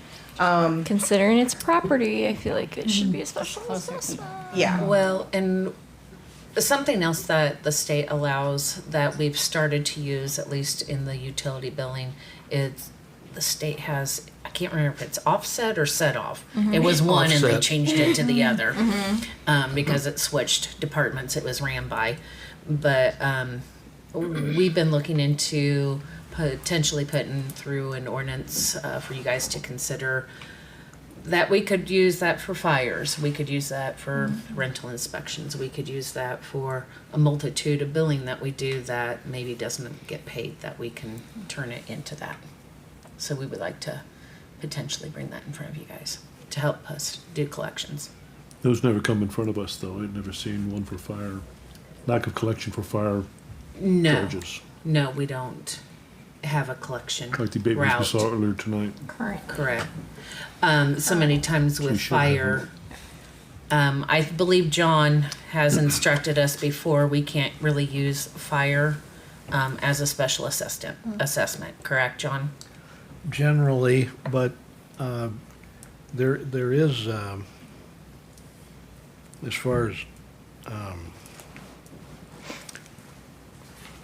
far as it being a publicly administered utility service, we can come up with a way to collect it in our court system that isn't necessarily the same as the assessment for our utility bills or grass mowing. It's still, most of the time, the way we probably should handle this is send the property owner a letter and tell them that most people's insurance, assuming they have the place that burnt insured, carries some coverage for fire fees. And if they do, we want to have a discussion with them about their coverage, at which point it's just between us and the insurance company. And that usually will work. And we've sent out some, what I call burn house letters in the past, and we've also had some that relate to not just the house, but if it's a site that they would have probably carried insurance on because of liability, we want to see what all is in the policy. But Can I expound there on are that? ways to get this. I have On a what comment you're to say, saying? speak to that. Yeah. My insurance company, I imagine they're typical of other insurance companies that serve Fairfield, does not pay any fee for a fire department responding from inside the city limits, in other words, of which I'm a resident. But they will pay $500 for a fire department responding from outside the city limits. Right, so like these are grass fires, so they're generally Or your house fire or outside car or of- anything else. outside of city limits. Well, but what if you call 911 7 times and your house isn't actually on fire 7 times and the Well, that's fire a different fee, department? but I'm talking about responding to an actual fire. The fire department will send you a bill. If you live inside the same city limits that the fire department is located in, How do you know this? because I had a fire a couple years ago, Good grief. and they wouldn't cover the cost of the bill I got from the fire department. And if the fire department had been outside the city limits, they would have covered $500. So there are certainly other things that we would like to see improved with our code related to the fire fees. It was mentioned in the Ways and Means that Brett and I would like to continue discussing those before bringing any proposals, but any of the committee or Ways and Means Committee, Public Safety is more than willing to, we'd love for you to talk about that with us as well. But I guess the issue for tonight is we're looking for kind of a stopgap on this. Again, we do hope to bring something more permanent that's maybe in line with the county on some requests. Yeah. Something more in line with them, but looking for this to be kind of a stopgap. Yeah, I just wanted to say, we're not looking to charge people. The fire department responds, we do what we need to do, right? That's what the fire department does. The last 15 days or so has been extremely busy because of the weather, the low humidity, the dryness. So, it does tax our fire department. There was numerous days where we were, and like all the departments around us, in Henry County, Wapello County, we're under burn bans also. There are times we're out 2 or 3 calls. One call here with 2 of our trucks, and then we had another call that's burned 200 acres because someone had a trash fire, right? So when I went to the Board of Supervisors this morning, I had a resolution in place from another county that I'm trying to get the supervisors to adopt. And that is just people need to have a little more responsibility when they're burning, if they're gonna burn, and put that responsibility on them, because if it's a red flag warning, most people know what a red flag warning. You shouldn't be burning, and people need to, when they get up and burn their trash in the morning, they need to look at the weather forecast and be responsible as adults to say, hey, it's 5 mile an hour now, but at 11 o'clock, Eastern Iowa is going under a red flag warning. It's supposed to be 30 mile an hour winds, and that's where the majority of our issues are when it comes to these fires. So your fire department is protecting not only the city of Fairfield, but the county, and mutual aid with other departments is out on calls every day for 4 or 5 hours because people weren't paying attention or they just decided to burn when it was a bad day to burn. And it's the response. We're trying to educate the public to what they should do in a burn. And the resolution to the Board of Supervisors didn't have much to do with the burn ban. It didn't mention in there, but really what we're trying to do is communicate with the residents that if they're going to light something up, they need to call dispatch and say, this is my address, and we're going to light this fire because we're going to burn a CRP field. Because what happens a lot of times now, and most of these people are responsible, if that does happen, we'll get someone will drive by and say, hey, there's a field fire at this address. Well, we respond because we have to, and then we get there and our SOPs say, we're putting it out. We're taking the manpower, we're taking away from the job, we're putting the fire out, and it makes a lot of people mad, right? So I just got done with the supervisors this morning. That's one of the things we discussed, a countywide ordinance of how people need to notify. And then there's extra civil penalties or fines that we can impose on from the sheriff's department during a red flag warning or a burn ban, which the burn ban is put on by your emergency management with the okay from all the fire chiefs in the district. So we're still in a burn ban now. That could change this week. According to the forecast from the information I got, looks like we're going to try to maybe wait till Saturday before we take it off. But it is an issue, and we're not trying to, stick it to people, but they have to be responsible for what they're doing. And it's correct that you'd like to move this to the third and final reading tonight? Yes? Since we're under a burn ban, if that's allowable, I'd say yes. Okay, be up to the council, but just Yeah. want to let them know what your request is. Okay, with that, I'll open a public hearing. Anybody want to speak? Seeing none, I will close the public hearing. And council, what's your pleasure? I would move that we would move it to the third and final reading. Okay, Second. moved by Ham, second by Flournoy. Any further discussion? Seeing none, please call the roll. Ham, Yes? Flournoy, Yes. Esti, Yes. Gandy, Yes. Rowe, Yes. Kness, Yes. Toohill. Yes. Great, thank you very much. And first off, Third and final oh. reading now. You gotta vote on Oh, it. yeah, sorry. No, you're fine. Right, I'm just getting ahead of myself because this gentleman's been waiting all night and I'm sure he wants to go back home. Sorry. It's disruptive, and we'll have to charge him with trespassing. Right? Okay. So I need the third and The- final reading. Yes, but we Motion, need please. another motion. Yes. Yep. Sorry, we didn't do that very well. So the first motion was to Waive the reading. waive the Waive. reading. Sorry. And I didn't say that very well. So this will be the third and final reading. I'll make the motion to move this ordinance to the third and final reading. Okay, is there a second to that? Second. Moved by Flournoy, second by Toohill. Any other discussion? Not, please call the roll. Flournoy, Yes. Toohill, Yes. Ham, Yes? Esti, Yes. Kness, Yes. Gandy, Yes. Rowe. Yes. Okay. So our recipient did not show up. However, I'm not sure what happened, but they weren't able to come. We have a representative here from the Iowa League of Cities, and if you'll just give us a little, your presentation. We have a nice plaque for Miss Kate Miller, and go ahead and then. Okay. My name is Jordan. I'm the IT director for the Iowa League of Cities. I also live here in Fairfield. So they designated me to do this. So every year the Iowa League of Cities puts on the If I Were a Mayor essay contest. The If I Were a Mayor essay contest is a statewide competition for all 7th graders which asked them what they would do if they were elected mayor of their hometown. We know that our future leaders are in our classrooms today, and promoting good city government and further connecting our youth to our communities is important to the Iowa League of Cities.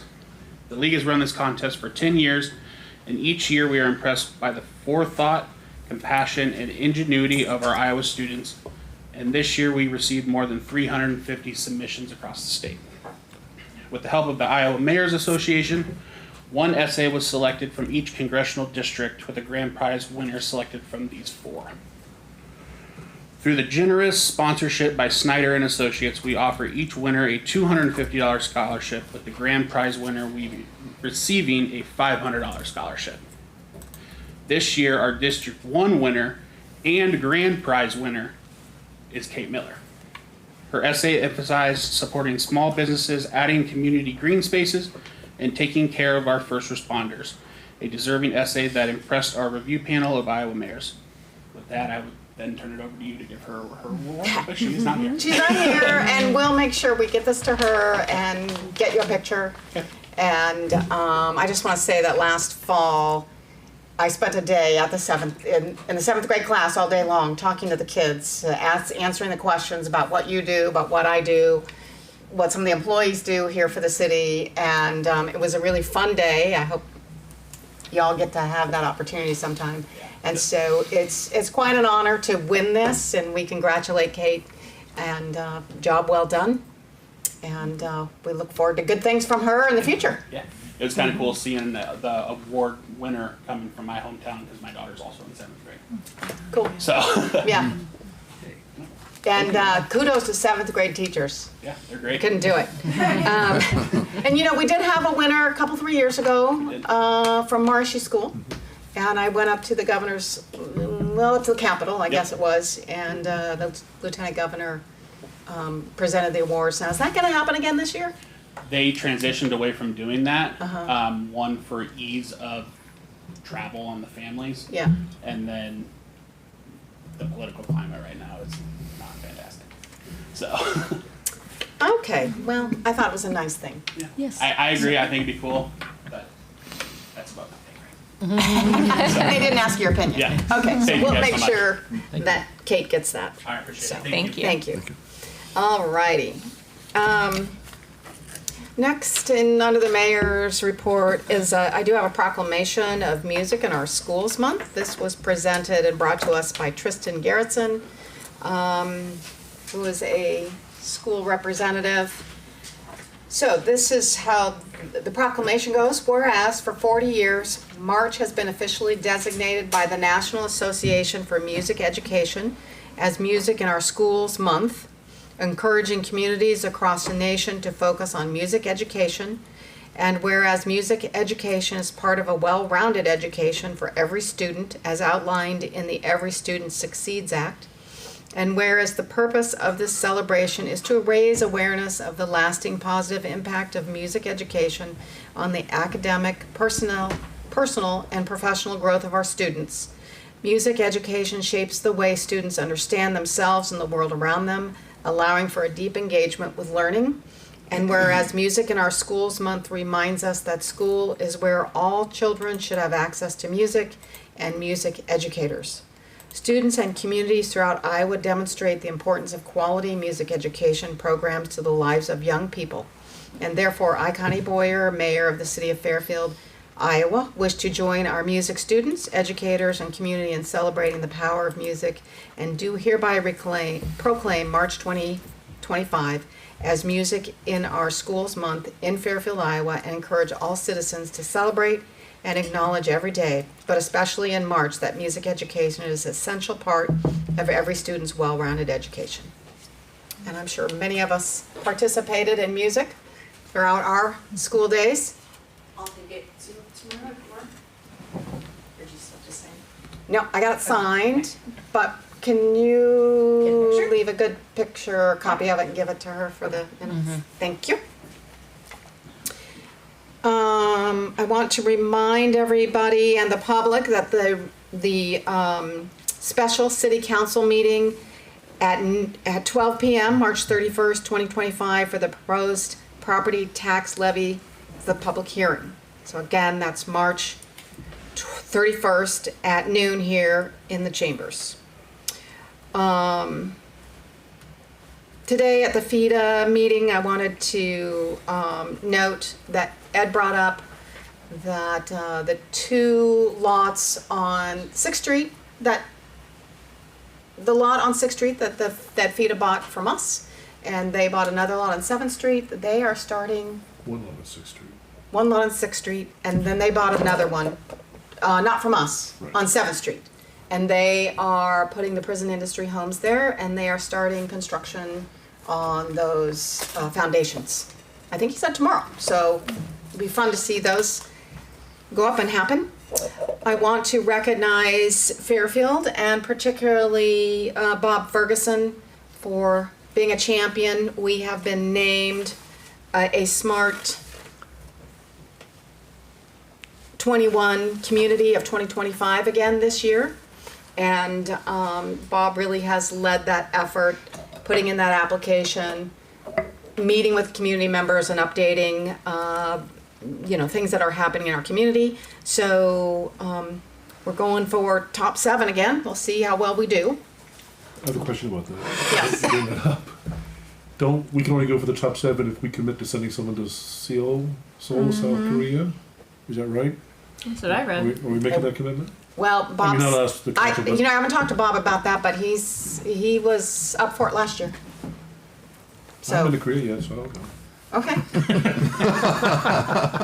Okay, we'll hold you to that, Doug. Yeah, so it's a neat thing.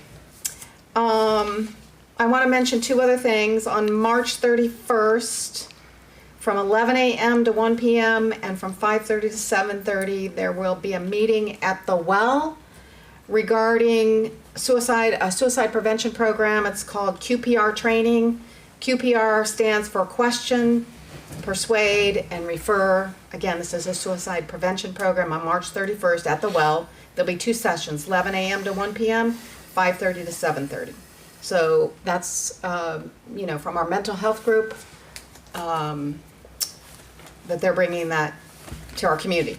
The other thing is, as you recall, we have opioid funds, and the committee has been meeting on that regularly. We've mentioned Tall Cop, which is a gentleman, Jermaine Galloway, who travels the country, talks about drug use and abuse in communities. He is coming here on April 29th. There will be a meeting from 8 to noon at the Fairfield Arts and Convention Center. There will be CE units available for particular medical staff. Anyone can go to that, but it's primarily geared towards, school administrators, counselors, medical staff from any persuasion, so to speak, anywhere from pulmonary people to doctors, nurses, emergency, et cetera, and any kind of therapists, counselors. So again, and it doesn't cost anything. If you want CE credits, you will need to contact and do that through Chris Estel at the Public Health. And then that night, What CPR did you say? CPR training? no, this is for Tall Cop. Oh, okay. This is for drug use and abuse in our community. And then that night from 6 to 7:30 at the Fairfield Arts and Convention Center, there will be a public forum for him to talk to the community and, again, parents and the public about what's going on in our community specifically and drug trends across the country. So I wanted to mention that. I hope we have a good turnout for that. He has been in our area before. I think last year he was in Van Buren County. It was really well received.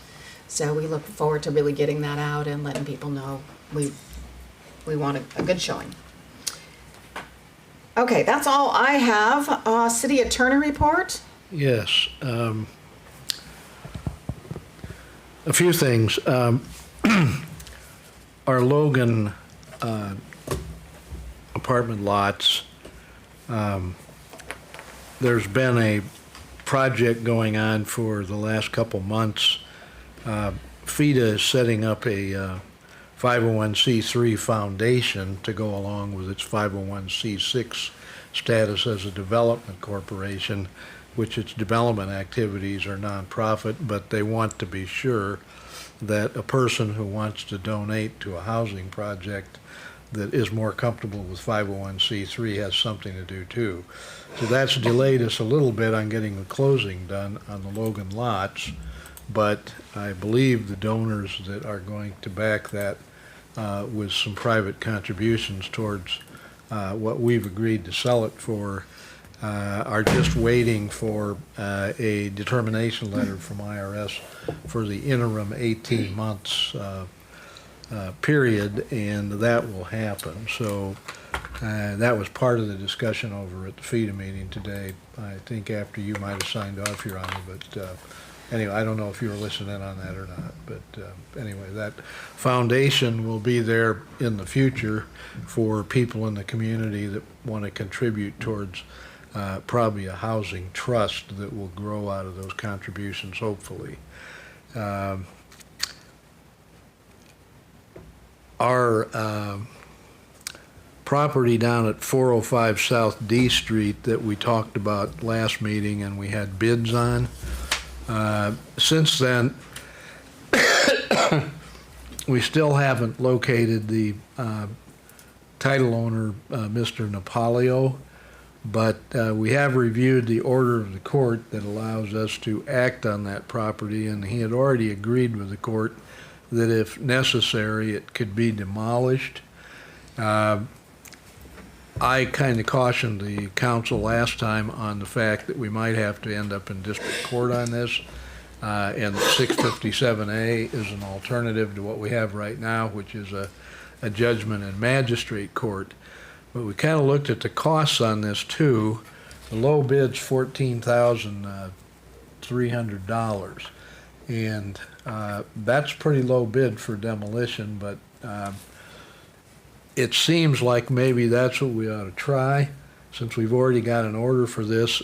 We had a discussion a little bit with the magistrate about attitudes towards entering a judgment beyond his jurisdiction. He only has $6,500 of jurisdiction, but he said he could make a finding of the costs associated with the tearing down.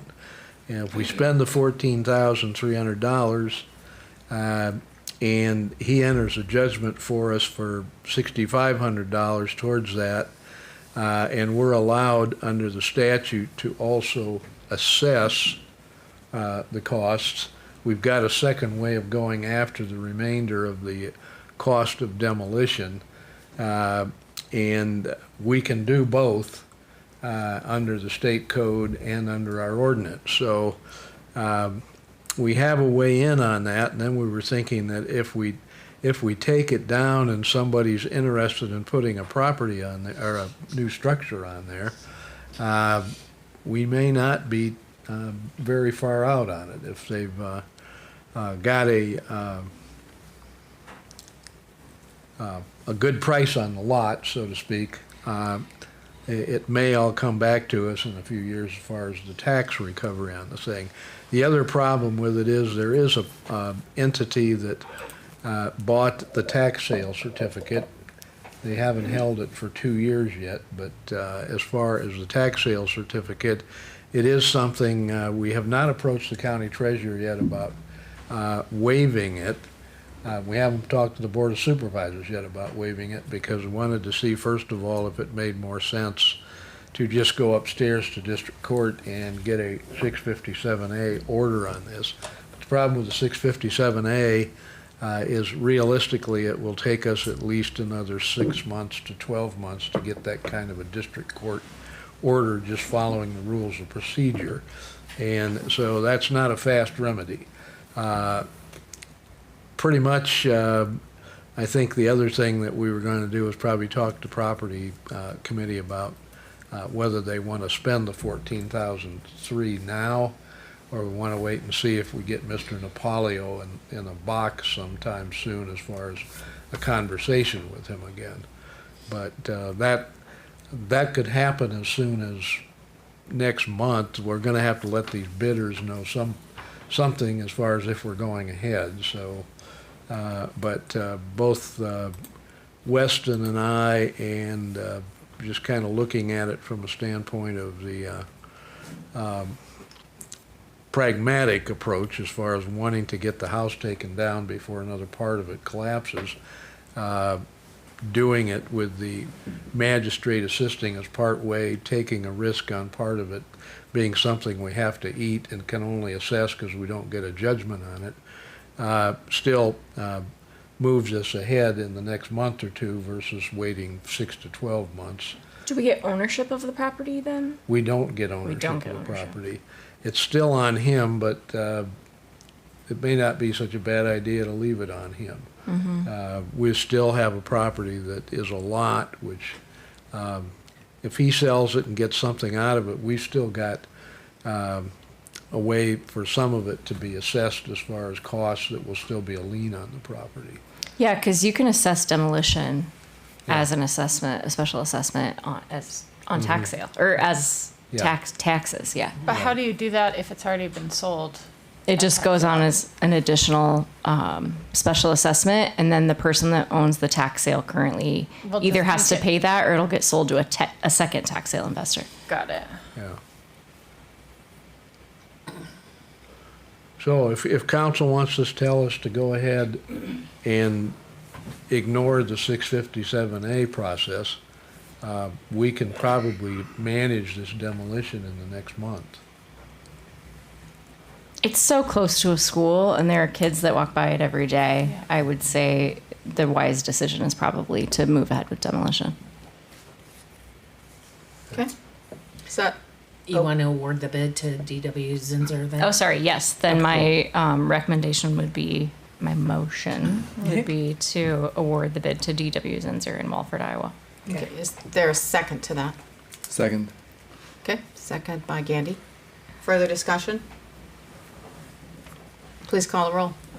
Kness? Yes. Gandy? Yes. Rowe? Yes. Flournoy?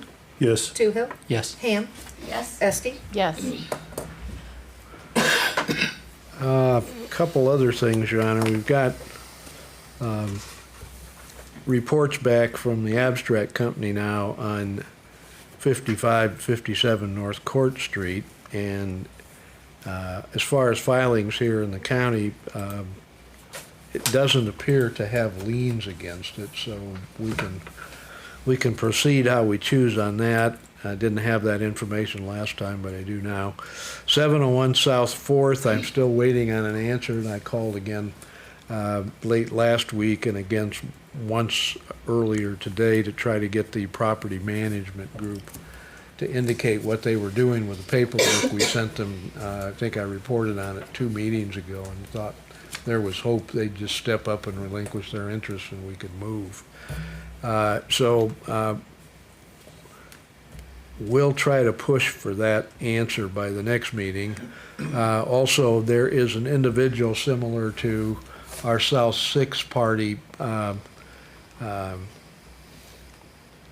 Mr. Kevin Franklin, that signed his property over to us because he couldn't manage it. We've now got one of those up in the northern part of North 4th Street, where the person owning the property, not living in the property, but owning the property, has been having problems with squatters, is prepared to sign another property over to us.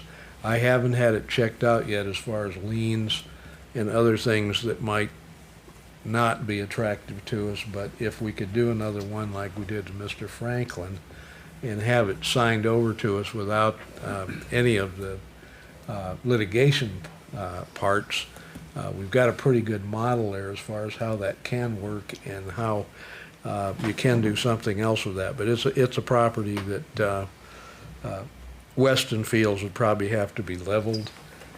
And if that's the case, it'd be another infill lot, but we'd get it without cost other than leveling it. Did you give an address, John? I thought I had it here in my stack, but I apologize, I don't have it right now. I believe it's 608, but it might be 806. I'm just not I'm not sure in my head right now. So that being said, the only other thing I gave the council tonight was a draft of 3 documents having to do with the 28E Emergency Services Ambulance Commission, and they're going to have a meeting in mid-April. We're probably going to have our final accounting as far as what is coming that looks like it might be divisible between the 3 entities that participate in that. And there may be some money that just basically is part of a levy that I think we have an understanding, and Tom, you correct me if I'm wrong on this, that if there's additional money that we've levied since the last meeting, that it's probably just going to get turned over to the existing ambulance. Does that sound right to you? Yes. Yep.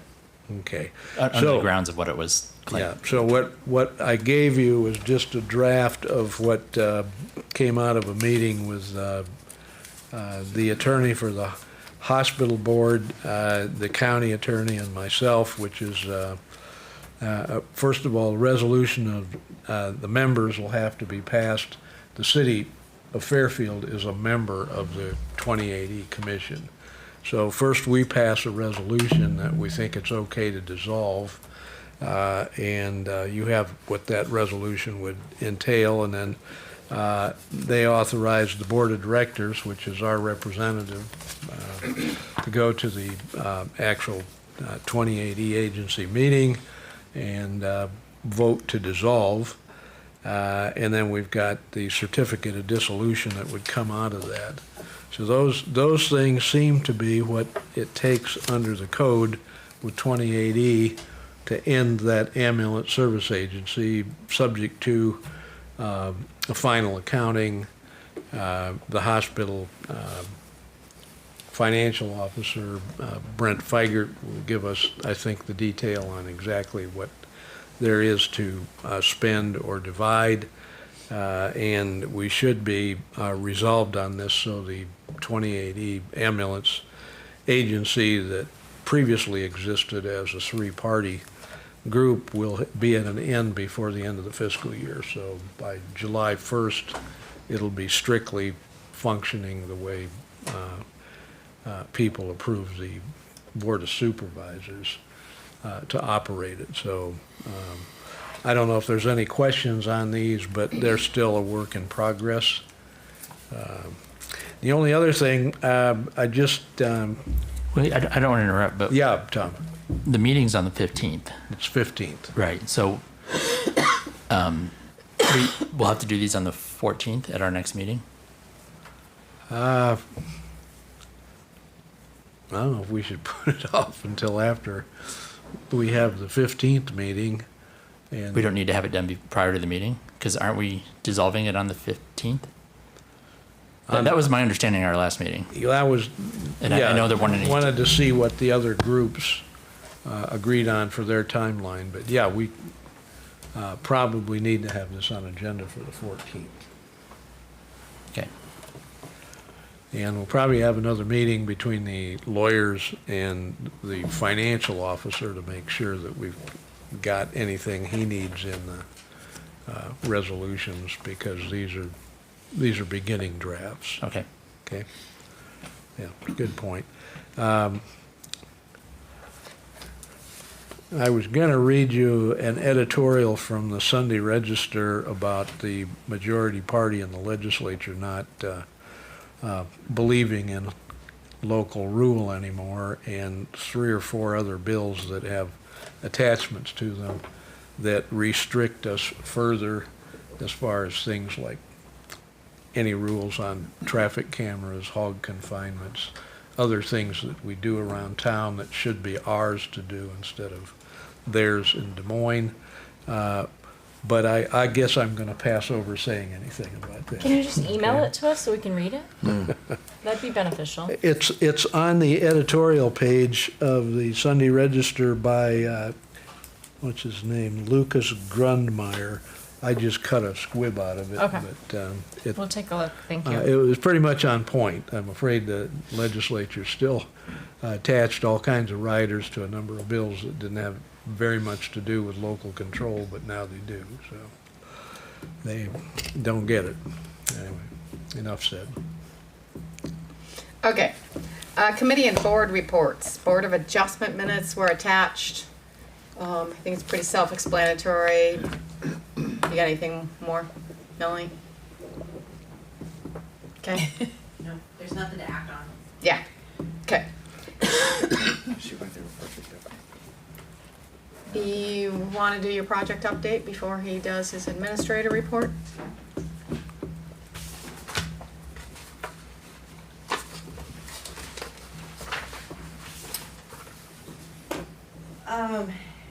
This week I worked on kicking off several new projects, other than all the public hearings we've had in the last tonight.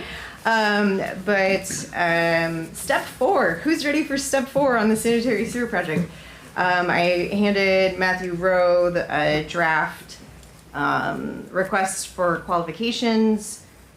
We would like to seek CDBG money and SRF money, possibly even continue to use USDA money, depending on how that program. Whoever's open at the time. Yeah, whichever department still has money at that time, but we want to make sure that we go through the proper steps to be eligible for all of those funding sources. So we will be working on getting out that request for qualifications in the next week, and then reviewing those following that, and towards the end of April, first part of May, hopefully have a recommendation for council. The other projects, Highway 1, are Highway 1, Crook Creek Bridge are wrapping up. Chautauqua bathrooms and the fire station are moving forward.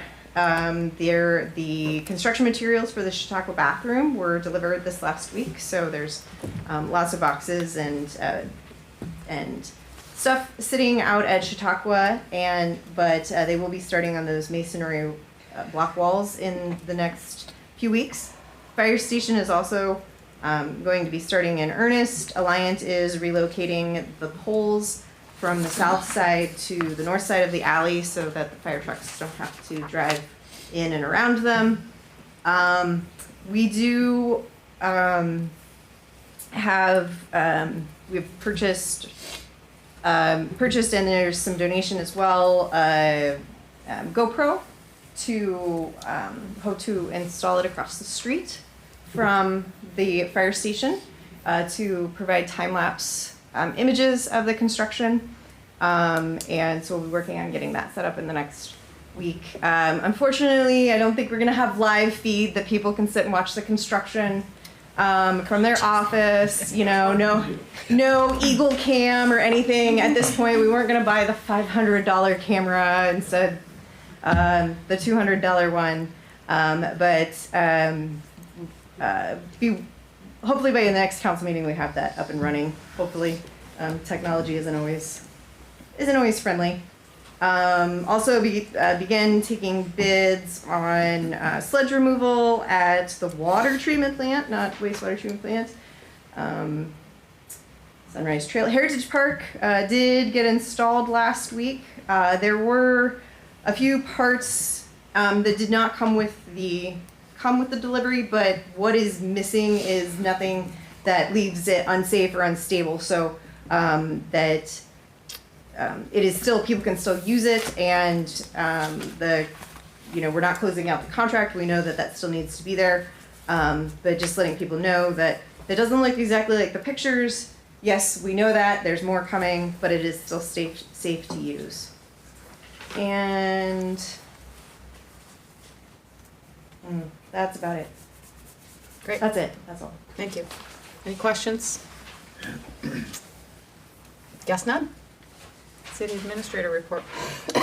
Monday, April 14th, at the Fairfield Arts and Convention Center at 8:30 to 1 p.m. is our public budget presentation. We're getting everybody scheduled for that. Then the other thing I want to skip over is, again, another house at 604 North C Street that also needs to be sent to property committee. This particular property owner would like to give the house to us. It's empty, but it does have some sort of a credit card leaning on it. And I don't know what that looks like, so that would be up to our attorney to help us navigate that. And that's it for questions. Okay, is there a motion to move 604 North C Street to the property committee? So moved. Moved by Kness, Second. second by Esti. Any discussion? All those in favor say aye. Aye. All those opposed, same sign. Okay, motion passed. So that'll go to the property committee. Alrighty, I'll take a motion to adjourn. So moved. Oh, thanks, Tom. Second. Second by Esti. All those in favor say aye. Aye. All those opposed, same sign. Meeting adjourned. Thanks, everybody. 9:20.